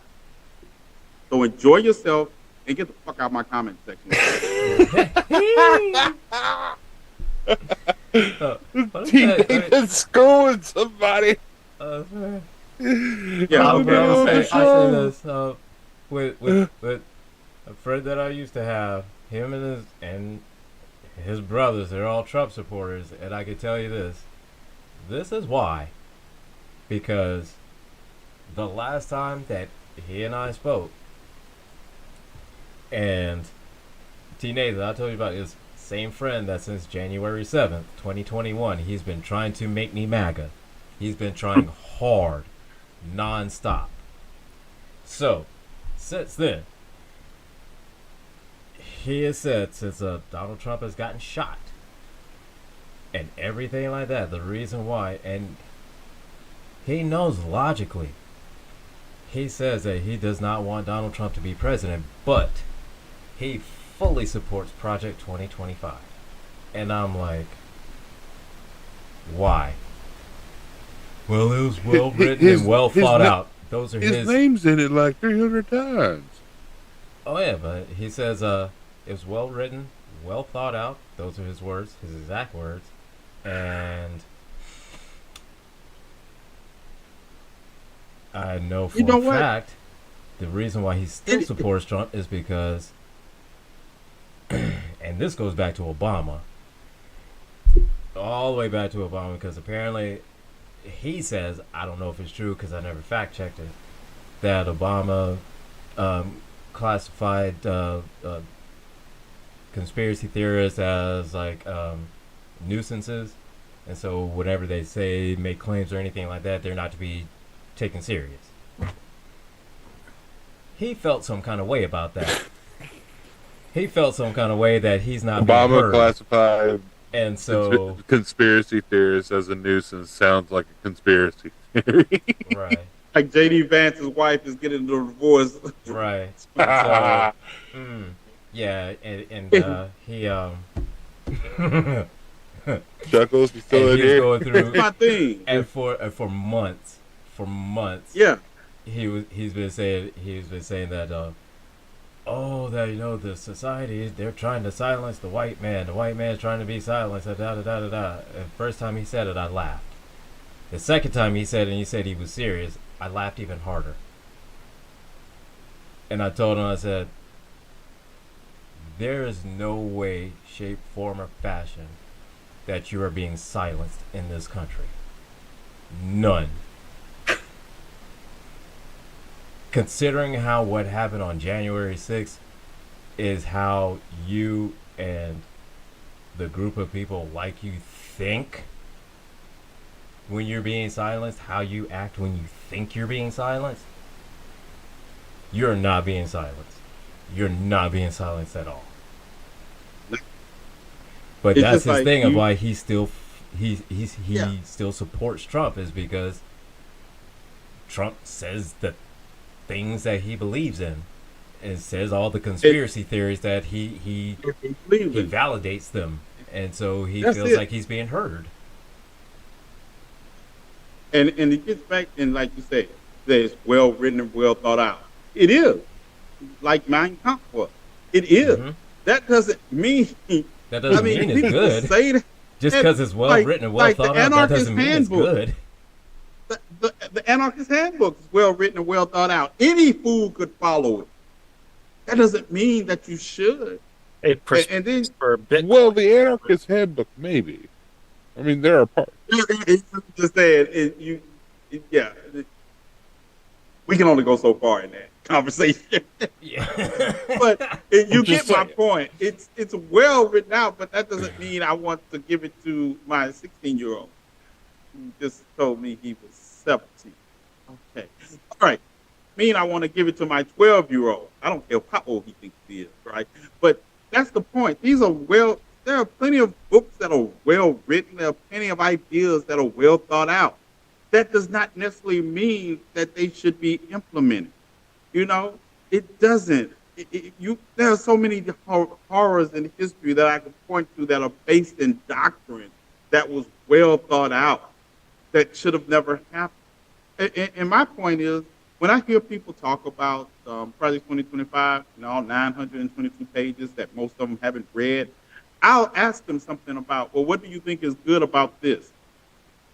And number one, I make up shit 5 out of 7 times that I know is not in Project 2025, right? And people will start giving me a dissertation on why it's a well thought out and a good point. And I'll be like, I made it up. You have not read Project 2025. And they look at me like, oh, I've heard this somewhere. You made it up. And that's what I say, and I listen. No, for me when I just said it. Yeah, right. 100% came out of here. Yeah, I made it up on the spot, and you responded to something I made up, and it was atrocious.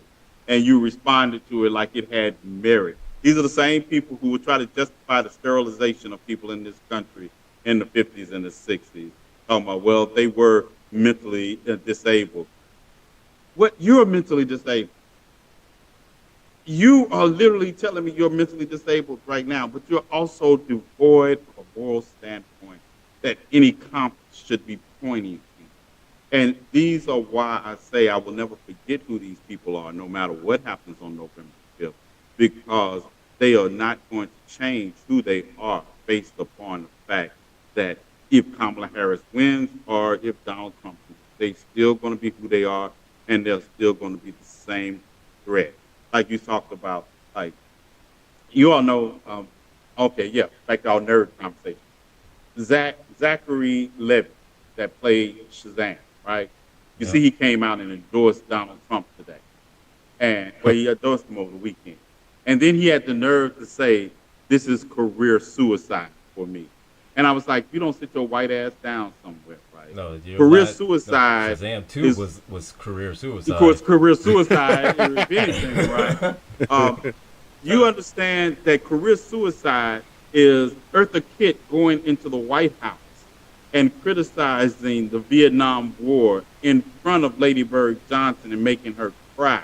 And her career was practically over during that entire time.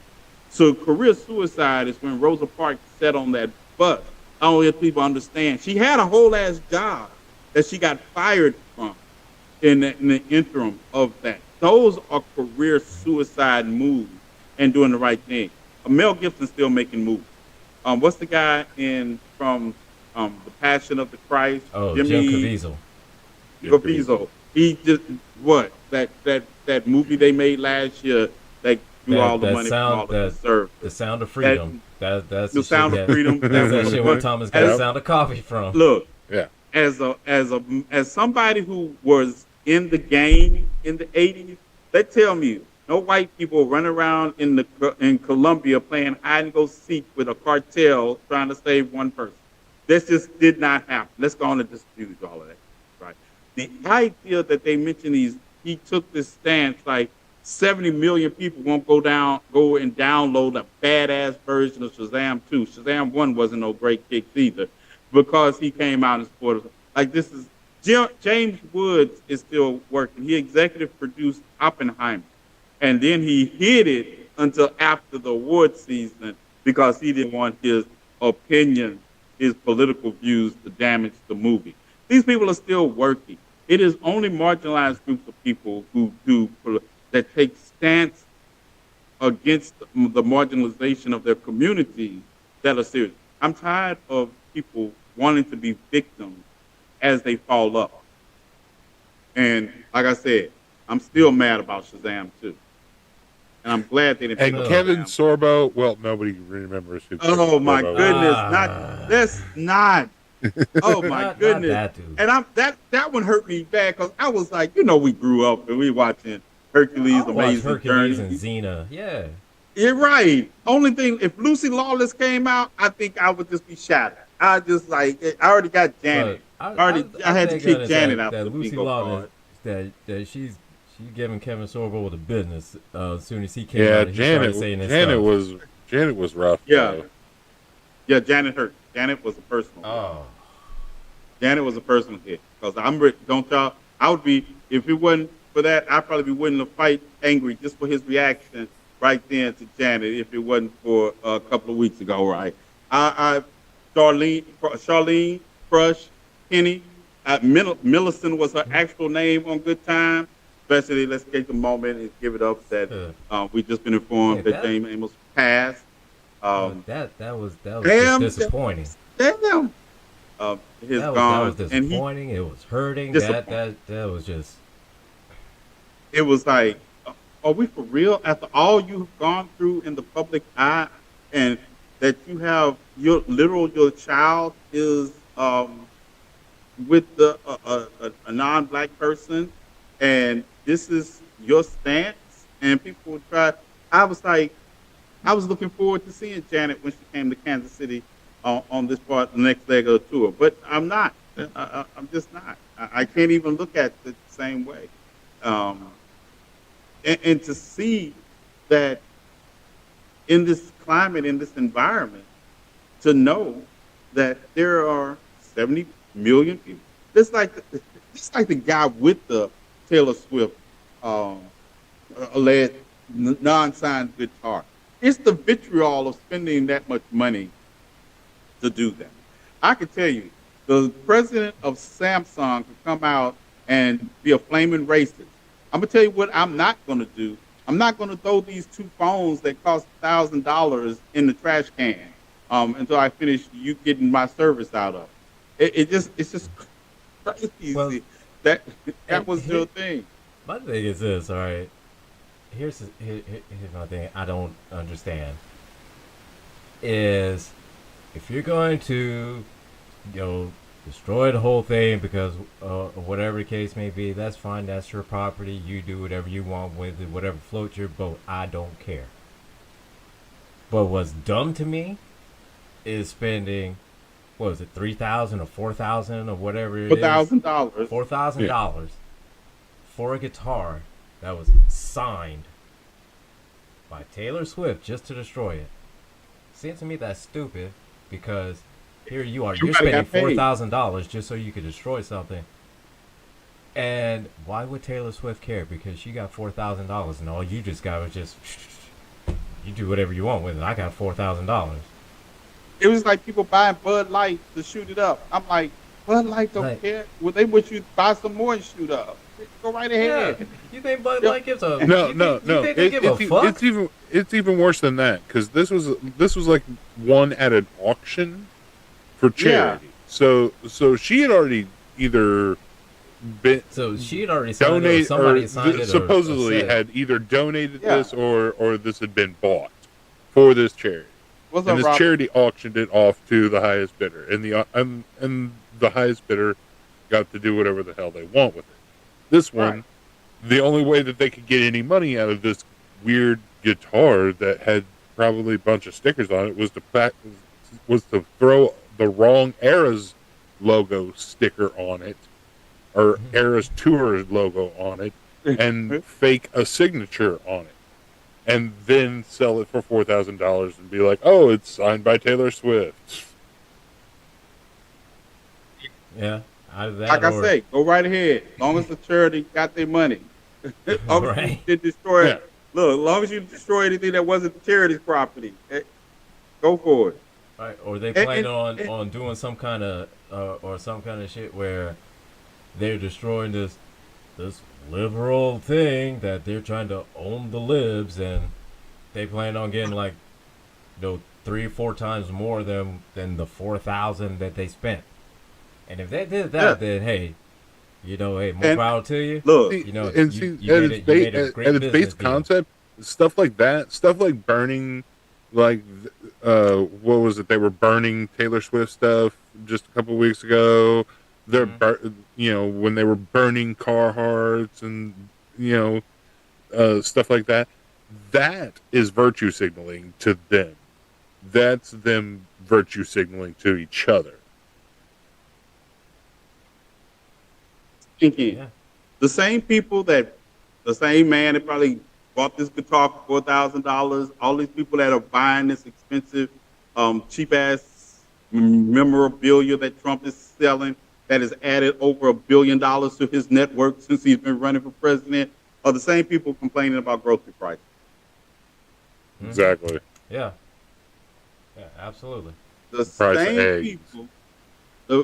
people. Yeah, J.D. Vance standing in front of, talking about egg for $4 a dozen in front of a sign with a $2.99 was priceless. It was priceless. Who is J.D.? Listen, I think whoever is on J.D. Vance's advance team is not a Republican, because they've been setting J.D. Vance up at these public appearances, right? The one he just got into at the restaurant. Where he got kicked out? He got kicked out. He didn't get kicked out because he didn't even get to get in.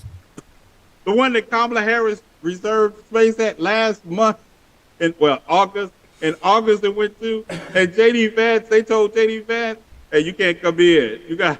You out. You're literally panhandling for shakes of hands in the parking lot. It's like, make it make sense. What's up, Portia? Make it make sense. Good. You're in the parking lot. You want to shake my hand? Okay, good. Good. You can't even get. Look, how can you hate from outside the club? You can't even get in. And then let's not forget the awkward donut shop moment. It's like, could you make sure how long have you worked here? How many years have you worked here? Oh, that's. I'm trying to start small talk. Yeah, I'm trying to start small talk. It's not working. It's not working. Like I say, whoever's in charge of his advanced team, they're not. You can't convince me right now they're Republicans. They're like secretly hating. Whoever coaches them for these public appearances, whoever does it. See, that's the problem. He doesn't know he needs coaching. and that's what we're going to see tonight is just this more of this meltdown of a socially awkward person, and Tim Walz is much more comfortable in front of the mic, and I think it's more. Is he not comfortable in front of the mic? If I was Tim Walz, I'd bring a couch out on stage. See, this is what I'm looking for. Right? Oh yeah, that was my first joke. I was like, I hope they're going to have couches so that JD will have somewhere to sit down, or at least mention the reason we don't have couches because they're not safe on this stage. Something like that. Yeah, something. I'm expecting Walz to say something about a couch, or even just to say couch. Or even just a part of his answer is like whenever my opponent JD Walz loses, you'll be able to visit him at his next job at Ashley Furniture. Something. That's all we need. Just something like that. We're good. You're good. You're definitely right. We're good with just something like that, and we're not going to get it. And because people don't understand. I'm going to tell you about leadership, right? No, we might say we respect this and that, but we want strong leadership. And strong leadership is about confronting the enemy every chance we get. It's not about I think some people have me mixed up because they think that I am about trying to work out deals or to negotiate or debate on I don't debate on human rights. I don't debate on women's rights. I don't, because there's no compromise in the fight for liberation. It's not like, what does the compromise in the fight for liberation look like? That Monday, Wednesdays, and Fridays we're free. On Tuesday, Thursdays, and Saturdays we're enslaved. and we alternate Sundays? Is this what this debate looks like? Because no. And because you're uncompromising in that, people will call you, well, we can't even discuss things. No. What did James Baldwin tell you? We can disagree and have a disagreement of opinion. It's just that it's not rooted in my humanity or the humanity of others. There's no compromise on those issues. And that's why I say, when I look at people and they're trying to compromise people, I say, you're not really committed. And I think we, as those who stand in opposition to it, we only respect and want people who stand on that and stand in opposition. It's like a plan. There is no middle ground that I ever have. I remember my local television station. They invited me and they said, hey, we would like you to come on. We're going to have the Grand Wizard that basically sent you a death threat to your house. We're going to have them on, and we wonder if you want to come on and talk to them. I said, if I show up at this station, everybody needs to start ducking. That's what I'm coming for. I don't know why you even fixed your mouth to invite me, because I'm guarantee you everybody's going to have to duck. Yeah, they didn't call me for a while, but they definitely didn't call me again. He's talking to a Klansman on television because they thought it was a good idea. Only people who think those are a good idea are people who are privileged enough not to have to suffer at the hands of the oppressor. I should know I do. Right. Yeah. James is dead. That's what happened. Damn. Yes. So Kunta can't run anymore now. From what Kunta's gone. Kunta's gone for gone now. Yeah. So much of what we've talked about so far tonight has been a bit depressing, right? So where are you hopeful? What gives you hope? Are you hopeful that a significant percentage of the population seems to be at least somewhat tuned into this election cycle, even if they're not thinking the way we are? At least they're tuned in. Is there nothing left that gives you hope? Are you not hopeful that if the vice president wins this, that things will get better? Or are you just figuring that they won't get worse? What gives you hope? Any of you? WrestleMania. I monopolize the last. I'm going to go last. Since I monopolized the last conversation. So what gives you hope? What? Gavin just left on the whole conversation? He's like, he you know what? Like nothing I'll gives be me back hope, in just so a I'm out of second. here. As soon as this, Here's what gives me hope. I'm signing off. This is what gives me hope. Gavin just said, hey, I'm out of here. I can't even. That's the question that was a bridge too far, Gavin. Honestly, I'm not even sure. I'm not even sure what I'd be hopeful for. Just in general, just what. Well, let me ask debate or what would come from. I'm not even sure. Let me ask the question a different way then. Not too much that we've talked about tonight has been terribly hopeful. So let's try to take it from the opposite direction, perhaps. And that's certainly not to say that you're going to agree with me or anything, because nobody ever has to. Is it not still imperative that as many people as humanly possible, that every potential eligible voter take place in this election? Because when is the last time we ever solved anything by sitting it out? Would you concede that point, at least, that sitting home, staying on the sideline has never solved a thing? Never. See, not only has it never solved anything, it's always made it worse. Yeah, absolutely. I do say that this election cycle will bring I'm hoping it'll bring a lot of younger voters out. You know, so just because just so they can exercise their right to vote. Because if Trump wins, then who knows if you're gonna have another election again? Because first thing he's gonna do, he's gonna take the day off, and then he's gonna be a dictator. So,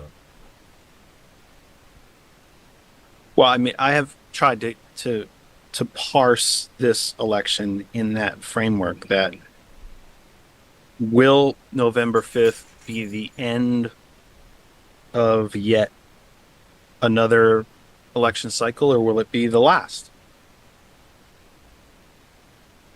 It would seem to me that might be the biggest question of all of it. yeah. Take your first question. What are my hopes?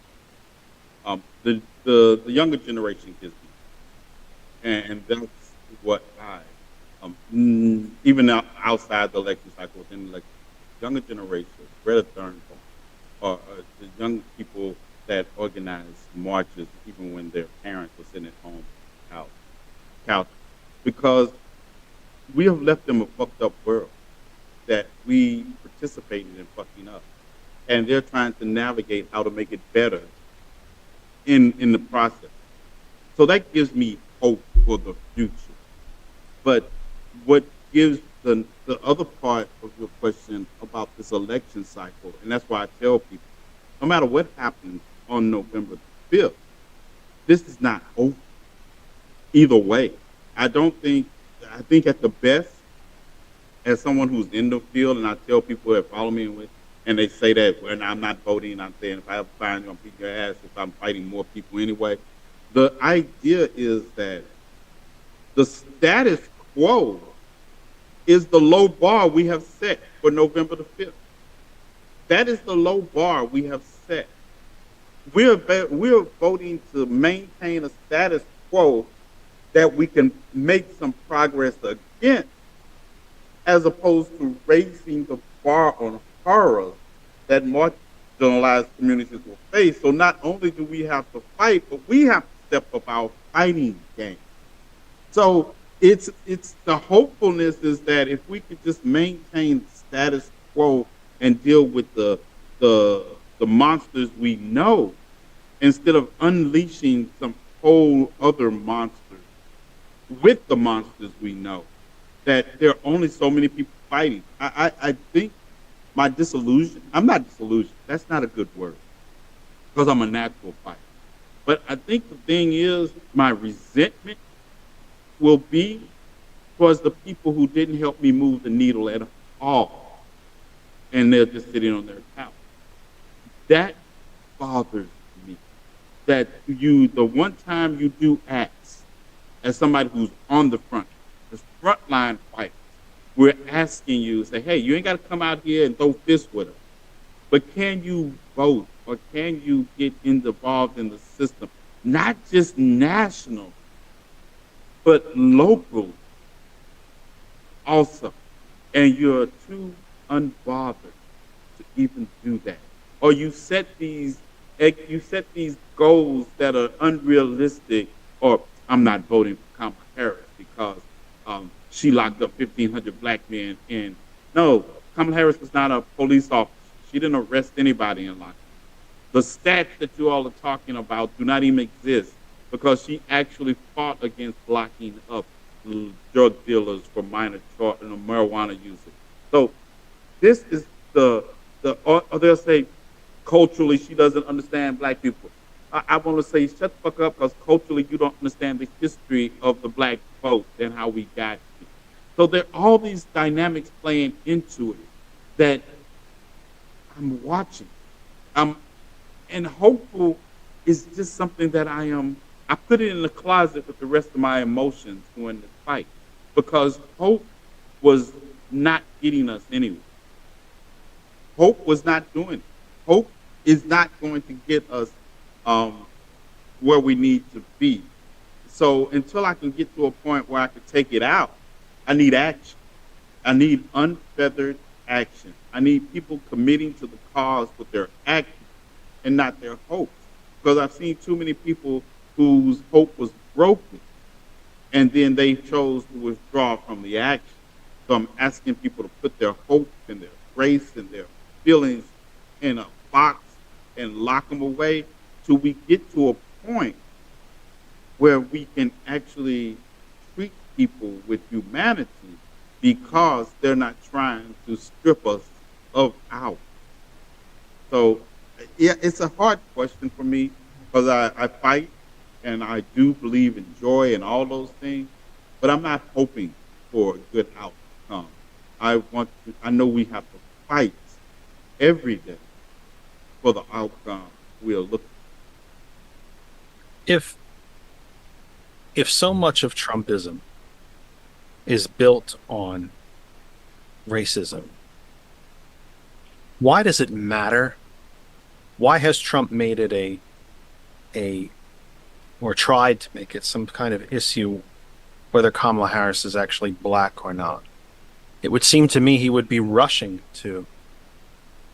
he would be tripping over himself to make her quote unquote black. Because racism is engulfed more than just the perception of her blackness.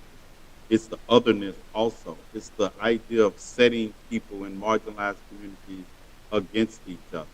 It's the strategy of racism, because while he's not arguing that while he throws this gauntlet in that she's not black, he's not arguing that she's white.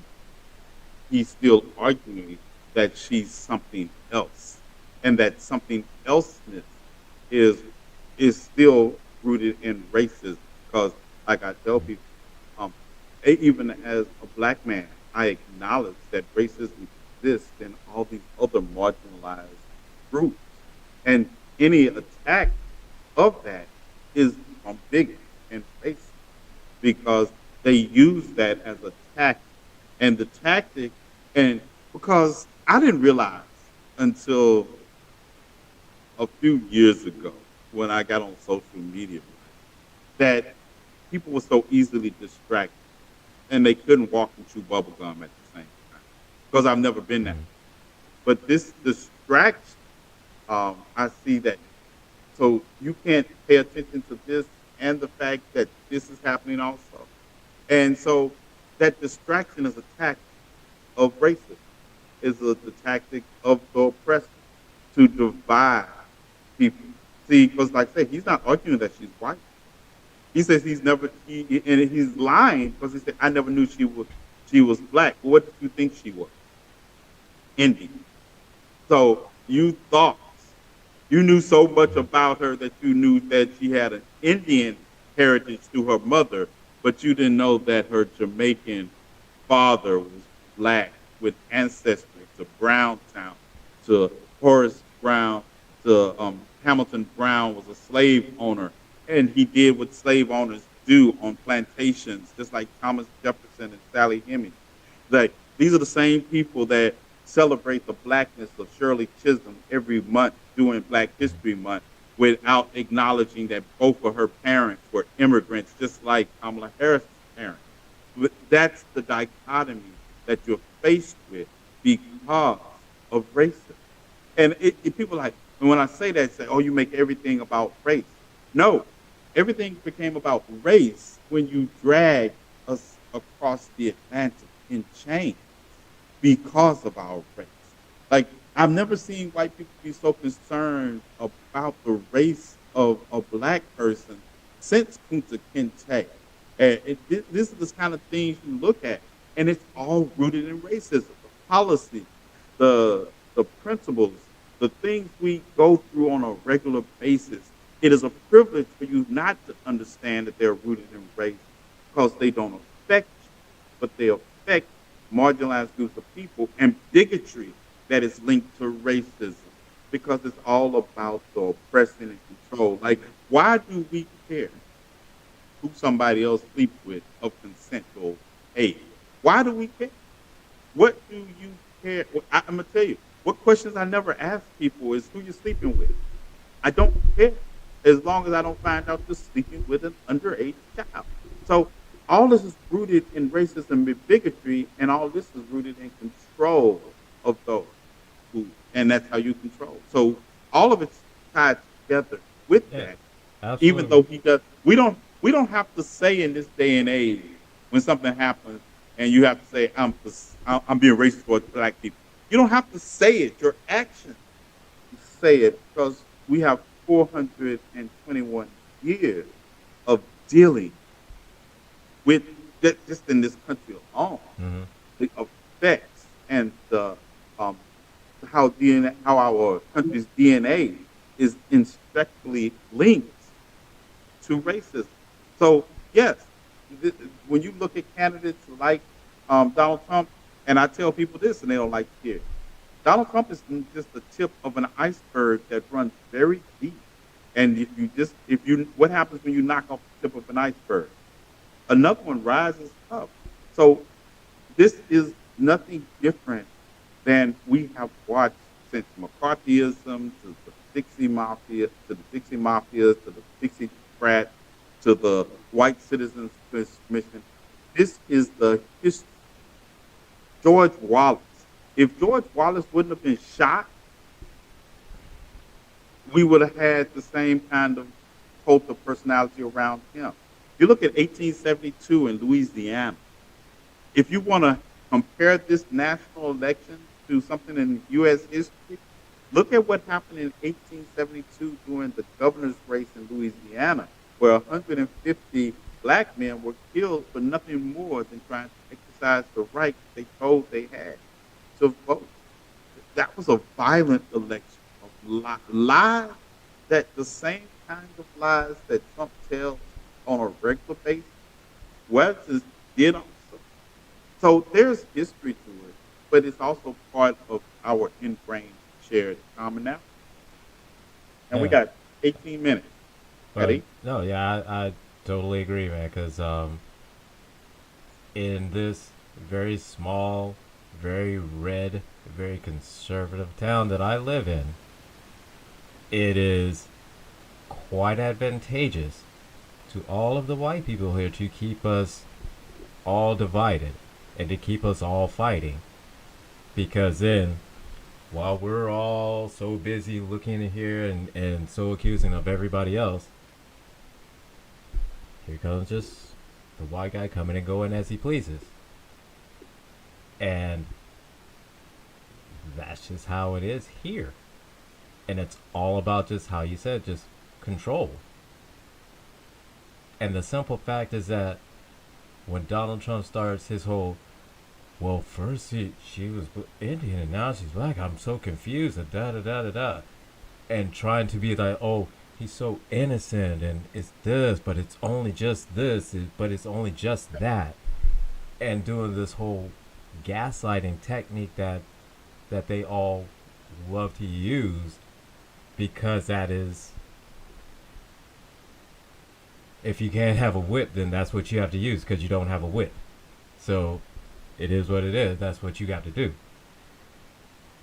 So instead of using a physical whip, now they use a different kind of whip, and that whip is called gaslighting.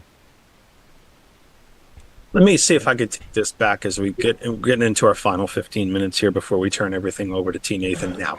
Away.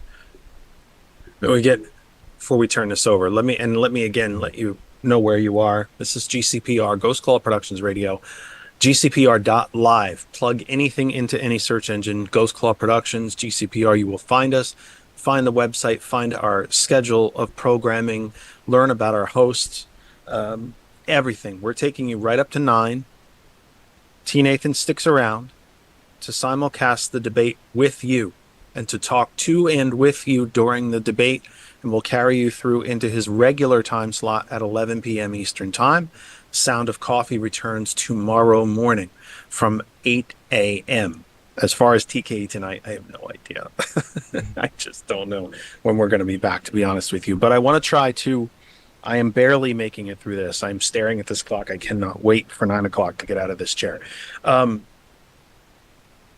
let me take this back to what might possibly be an oversimplification. And I'm just going to throw out a little bit of science before we hand it over to T. Nathan for the actual debate. We've talked a lot tonight about the state of our politics and the deep part in our politics that racism plays. Let me try to sometimes do what I do too much on my own show, and that is bore you with science. Humans share 96% of our DNA with cats. Think about that. How different are we from cats? Yet 96% of our DNA is exactly the same.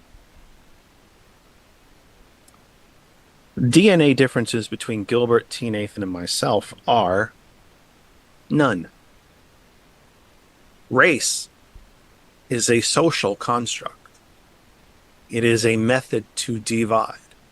It is a method to create, to make sure that there is an other.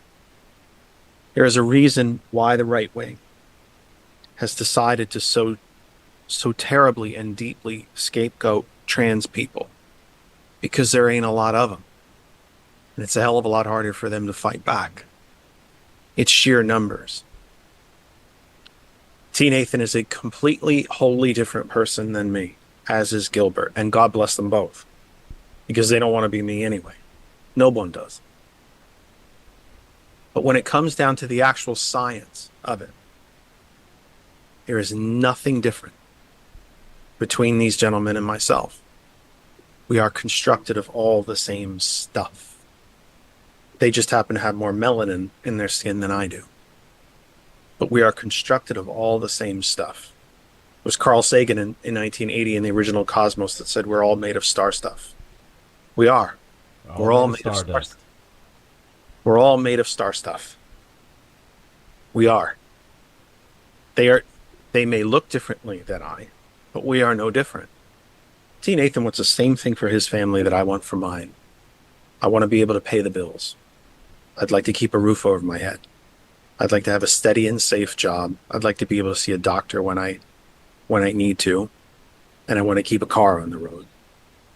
And Gilbert doesn't want anything different than that either. This creation, and the racism goes back long before the foundation of this country.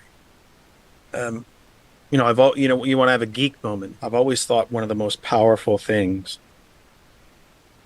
about the original Black Panther movie was, here's an African nation that if had just been left alone for all of these years, look what it could accomplish. If it had just been left alone. So, is there any way in these very short few minutes that we have left to speak about the fact that we're not different? That the three of us are all made of the same stuff. And that kind of really at the end of the day, we may want different things. I might happen to prefer a certain kind of house compared to you, or a number of bedrooms, or you might prefer the mountains and I prefer the shore, or you might prefer a SUV to a sedan. But at the end of the day, we really do all want the same things. We don't want anything that anybody else doesn't have. I don't think we want more. I don't think we want special considerations. We just want the same thing everybody else has. We'd like to be safe, have a job, pay the bills, keep our family safe and healthy, have good schools. Is there any way sometimes is that a drastic oversimplification of all of this? I mean, when you do have these discussions with people that you know are openly racist on the other end, is that a fact that is just completely inexplicable, or at the same time inescapable, that T. Nathan doesn't want anything different than I do. Gilbert doesn't want anything different than I do. I don't want anything different than they do. We just happen to look a little different, that's all. But we're all made of the same stuff. Gilbert. Alright, well, scientific and biologically speaking, you are absolutely correct. We all have bones, organ tissues, um, spleens, kidneys. You know, some of us have kidney stones while other ones don't. No, you don't want my kidney. But other than that, I mean, yeah, I mean, we all have blood, we have nerves, we have a brain, we have a nervous system. We breathe the same air. We, you know, eat the same foods. You know, we drink the same drinks. You know, but and We think, we want, we feel, we yes, wish, we desire, yes, we aspire, we you learn, know, and we just like how you said, I mean, it may sound like it's an oversimplification of it, and when talking about it, yeah, you can see that, but you know, we want the same things. You know, we want to provide a home for our families. You know, we want to provide food on the table. You know, we want to be safe. We want to worry. We want to not have to worry that if, you know, we send kids off to school, that, you know, they will be safe at school and they're going to come home safe. You know, we all of these things that we want. We want safe roads. We want, you know, universal health care. We want the, you know, this not only stuff that we want, but this is like things that we need as well, just for us to live as just not only just physically, but just mentally and emotionally, just things that we need. We need this, the structure. We need our friends. We need all of this stuff like that. And this is everything of what we all want. And this applies to both sides, the left and the right. We both want the same thing, and that's the craziest thing. All of us want the same thing, but we're all still steadily listening to this one guy and this one guy and that one guy and this one guy, and then now all of a sudden, now everything that we've all want the same is that, well, he says he could do it. Well, he says you could do it. He says you could do it this way. You say you do it that way. And then we're all fighting. Fighting for what? The same thing that we all want. So, yeah. I'm going to have to disagree with both. Yes, so your physical analysis and your star stuff is all right on point. Physically, we are that. But we don't all want the same thing because we don't live at the moment of creation. We live at the moment where certain people have endured generational trauma at the hands of other people. We live at a moment where when we wanted those things independently, other people wanted them at our expense. So we're not living at the moment of creation. We're not living at the moment of destruction. We're living at the moment of 400, 500, 600 years after that. So I want liberation for my people, and that is a precedent. I want the right to be liberated to have those things that are not built on our back for a society that takes those things. So yes, it is an oversimplification because your simplification is rooted in a reality that we don't live in. It's like, yes, I would like to be able to get in a car. I don't even drive. I don't drive. I would like to be able to drive, stop for a speeding ticket, and not have to worry about how the color of my skin impacts my interaction with this police officer. I would like for my children to be safe, not like the poor children at the 16th Street Baptist Church that went to a church event and had to suffer through it being bombed and losing their life simply for the color of their skin. I would love to live in that society. But the reality is, back to what I'm saying, the difference between talking about concepts and working with reality is why we don't have the same thing. So yes, in theory, that sounds great. But in reality and practice, to somebody who has the generational trauma of 400 years, it comes across as a bit condescending to believe that we are just here and we all want the same things and we can just all just look, I didn't go out looking for death threats from the Klan. The Klan came to me. I don't go out looking for the same trouble that comes to me, but I am prepared to deal with it. Like when Dr. King said to Harry Belafonte, I keep telling people because it's difficult. When he said to Harry Belafonte, I feel like I've integrated my people into a burning house.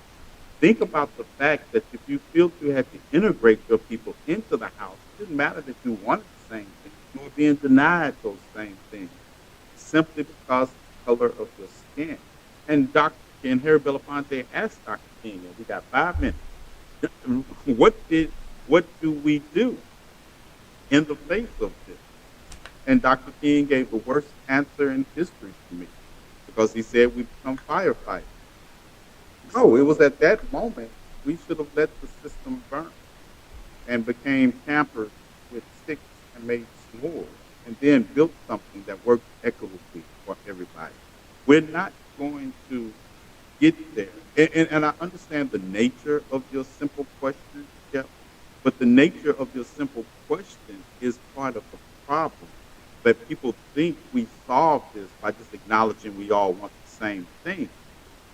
You are an exception and not the rule that you must encompass.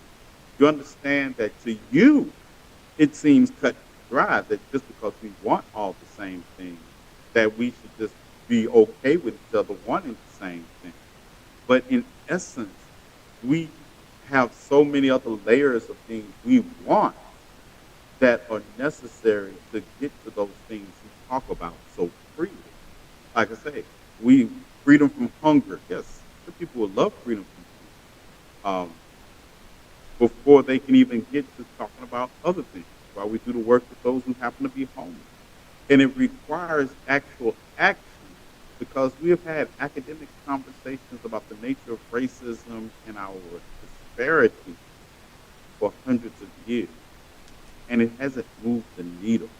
The same things we're fighting for in 2024 are literally the same things that we were fighting for in 1964. The Voting Rights Act was only passed in 65. Do you understand that? 2 years before I was born.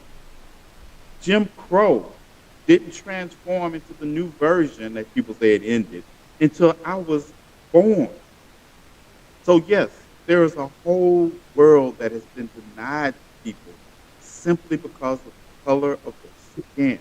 And only I can throw in all kinds of other marginalized groups, like women by their gender, didn't get to vote until the 19th Amendment. So when you look at it, it sounds great that we're all made out of stardust. But some stardust has oppressed other stardust so succinct that stardust is fighting just to get back to recognition as human before we can even talk about all one same thing. That about does it for us. T. Nathan takes you live through the debate. You can simulcast watch with him, talk to him, talk with him through the debate. And he runs straight on through till after the debate to his regular time slot at 11 p.m. Conversations with T. Nathan. Thomas returns tomorrow morning with the sound of coffee. You have been watching and will continue, we hope, to watch GCPR.live. GCPR.live. Ghost Claw Productions Radio.live. Plug anything, our names, anything that I just told you into a search engine, you will find us. Check us out. Become a regular listener and supporter of the station. For Gilbert and for T. Nathan, I'm Jeff Kennedy. We will see you soon. Please enjoy the debate with T. Nathan, and please, no matter what happens, whatever you take away from tonight's program, I beg you, myself personally, directly, vote, vote, vote. Take part in the system. It's your vote. If it was so damn meaningless, an entire political structure would not be trying to take it from you. They want to take it from you for exactly that reason, because it is important. So please vote. Have a plan and vote. in person, by mail, however it is you can do it across this great country. Please, please, please vote. The coverage takes over right now. T. Nathan takes you through the debate. I will see you tomorrow. And let's get it. I'll sign off. I'm going to sign off I'm signing into the GCPR. And all right, I'm signing off right now, so T. Nathan can sign on. All right, let's get it.